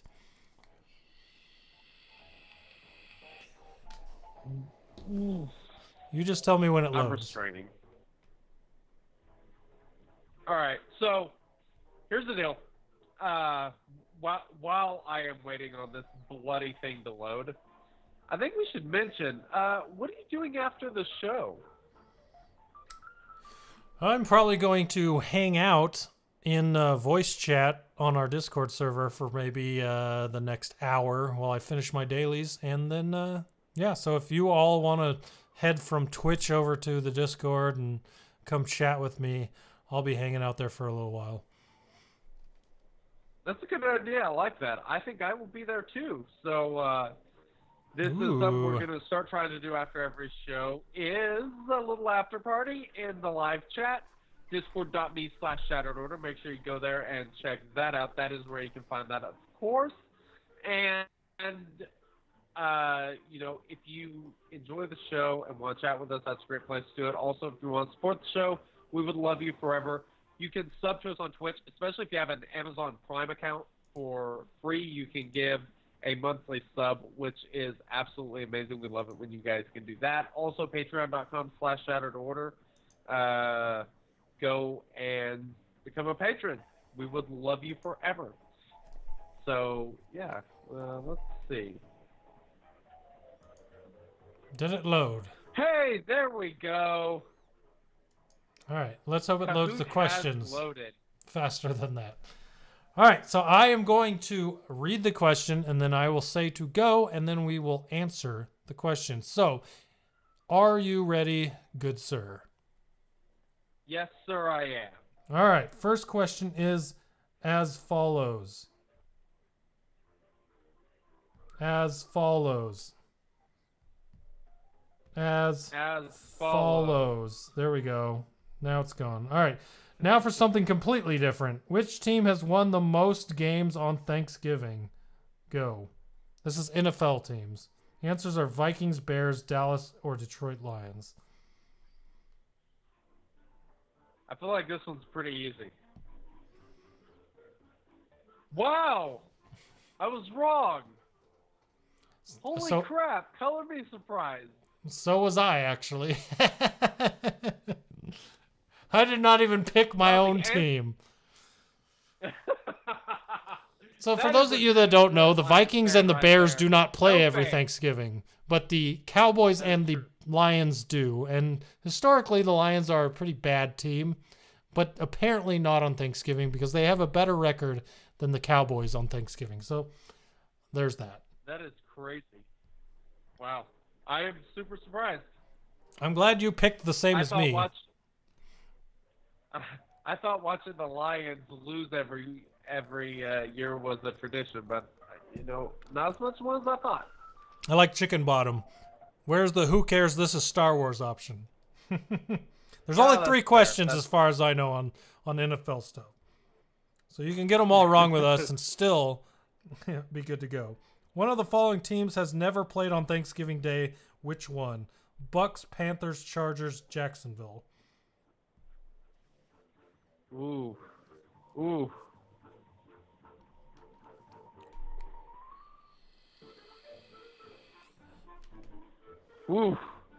I got this one right. And don't worry, McTweet, I threw my Lions under the bus on that question as well. I actually got this one right as well. I picked the Jaguars. Very interesting. Who did you did you say you picked the Jaguars, or did I just make that up? Yes, I did. I picked the Jaguars. What in the world is going on here? I am kind of scared now. My phone is on silent and just started playing music.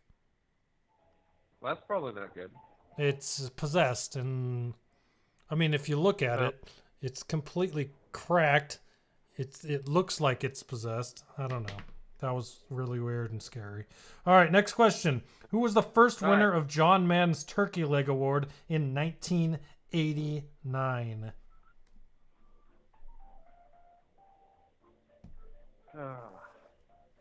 The possible options are Reggie White, Barry Sanders, Walter Payton, and Emmitt Smith.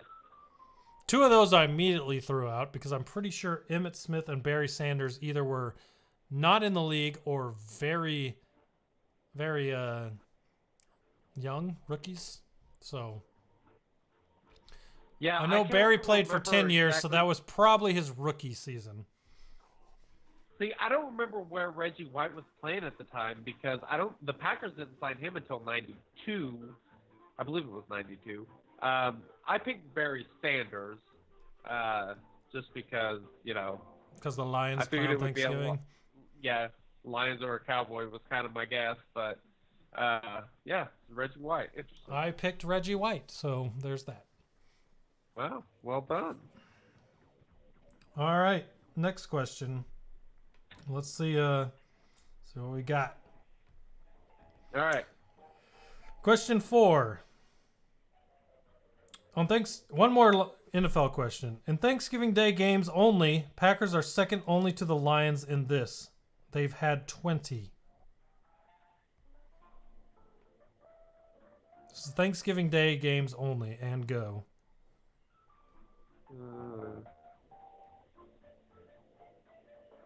And the options are losses, first downs, injuries, or fans in attendance. I mean, I feel like that one was a pretty easy guess. I got it wrong. Really? Obviously, the Packers would be second in losses because they don't play every year. The Lions do, so they racked up the losses. Yeah. I figured injuries as well. That was what I ended That up one picking would probably make sense. Because I feel like the Lions would have way more than 20 losses on Thanksgiving. Well, they are the winningest team on Thanksgiving on record, so. So that's because they play every year. Therefore, they would have more wins. Well, I'm just saying. They got to have more than. Is that win percentage? By the way, know. the fact the All right. Lions play on Thanksgiving every year is part of why it is my favorite holiday. So there all is that. It is my favorite holiday because there is nothing like alcohol, turkey, football all day long, and of course, watching the Packers get a little bit better in the division since you can always count on the Lions choking on a turkey leg. Or Jim Schwartz throwing a challenge flag when he's not allowed and giving a free touchdown to the Titans. Okay, sorry. Too detailed? All right. Anyways, next question is back to Swugga. Naughty Bastila counters Revan teams because of what? And go.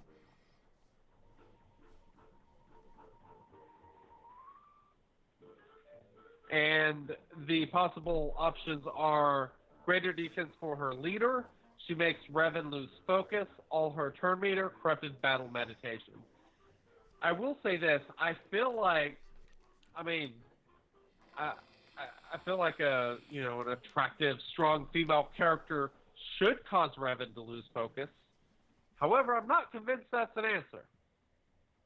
That sounded sexist while still trying to be on the female side. Like, I feel like you were playing both sides with that explanation. Like, I don't know. Maybe. I like that. That's what you got out of that. That's interesting, I guess. Look, I'm too used to reading Twitter and the ridiculous takes on everything. Twitter comments are my favorite. God. They get really, really fun. Fun is the word I'll use. All right, so fun. Yeah, exactly. So the correct answers were greater defense for her leader ability and corrupted battle meditation. Either one of those was an acceptable answer. I picked greater defense for her leader. What'd you pick? I picked the same thing. Gotcha. Okay, the next question is random character kit. Whose kit contains if the target has defense down, gain advantage? And go.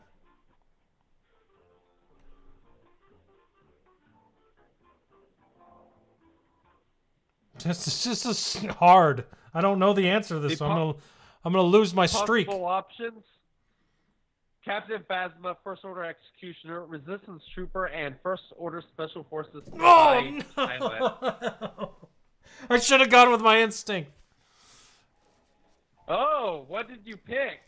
I picked Captain Phasma because of her leader ability, but it was actually First Order Special Forces TIE Fighter pilot, which is the one I almost picked. That probably would have been my second guess because I knew Resistance Trooper and I knew First Order Executioner did not have that. But all right, well, there's that. I lost my streak. I'm upset. But you did not continue your streak, so I feel okay with that. All right, next question. Question 7. Who gains offense when they resist a detrimental effect or suffer a debuff? And go.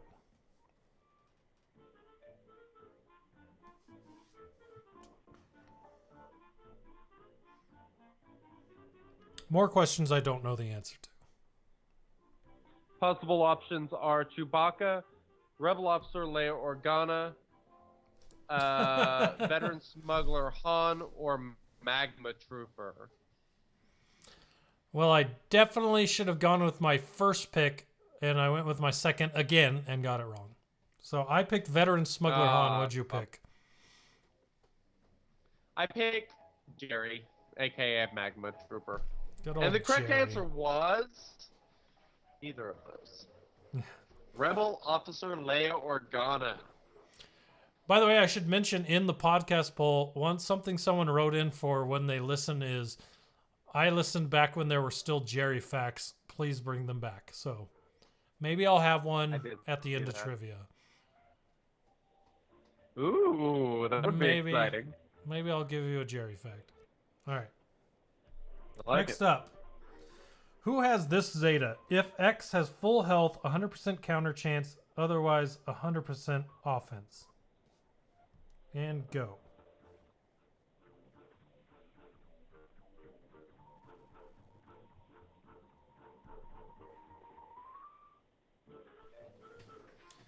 My God. We are NFL questions? Good to go. Get back to Swugga. I just completely crapped the bed.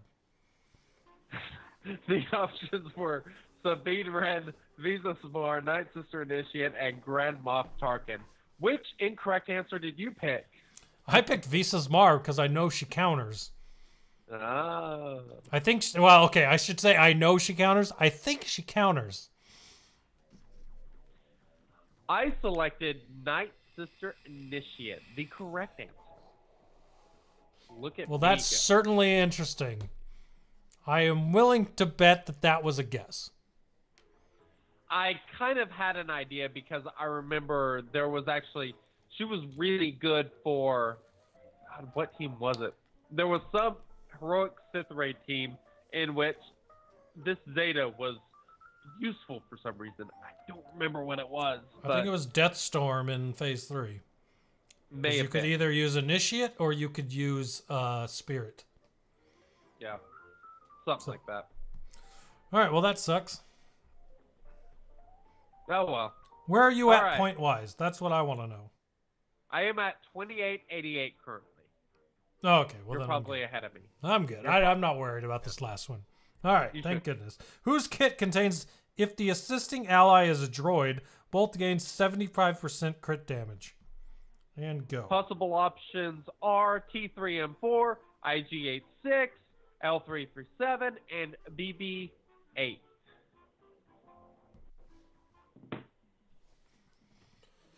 Woo! I got a Swugga question right. I feel like you should have got this one because IG86 has been in this game for a very, very long time. Well, BB-8 calls assists with a Zeta. So I thought it might be him, but then I'm like, you know what? Why would he throw IG-88, who has a complete assist ability, on him? Yeah. So I picked IG-86, and I got it right. You would be correct. Final score. G&P 5475. Woo! Woo! Not bad. I was 3971. And Virus, I feel like I'm getting used to seeing your name at the top of the board every week. It's kind of annoying, I'll be perfectly honest. Dagobah represent. Virus. Good friend. Jeez. Yeah. All right. Jerry fact. Jerry is so dumb, he has never finished in the top 50 of the Swugga trivia. So, there you go. Poor Jerry. Interesting. Yeah, I didn't know that. He's really bad. He's bad. He's worse than me. That's not saying a whole lot. But I will say... Did I just beat you? I don't... Yeah, you did. I think I just beat you. I know we talked about this last week. You know, holidays tomorrow, Thanksgiving here in America, and so, guys, think about the things you're thankful for, and don't forget what the holiday's about. And you know, there's a lot of people out in California that are, you know, stuff's burning down. They're losing their houses. Like, there's some rough stuff going on out there. So keep those guys in your thoughts and prayers, and just be thankful that you're not having to deal with crap like that, like rampant Jerry's on the run.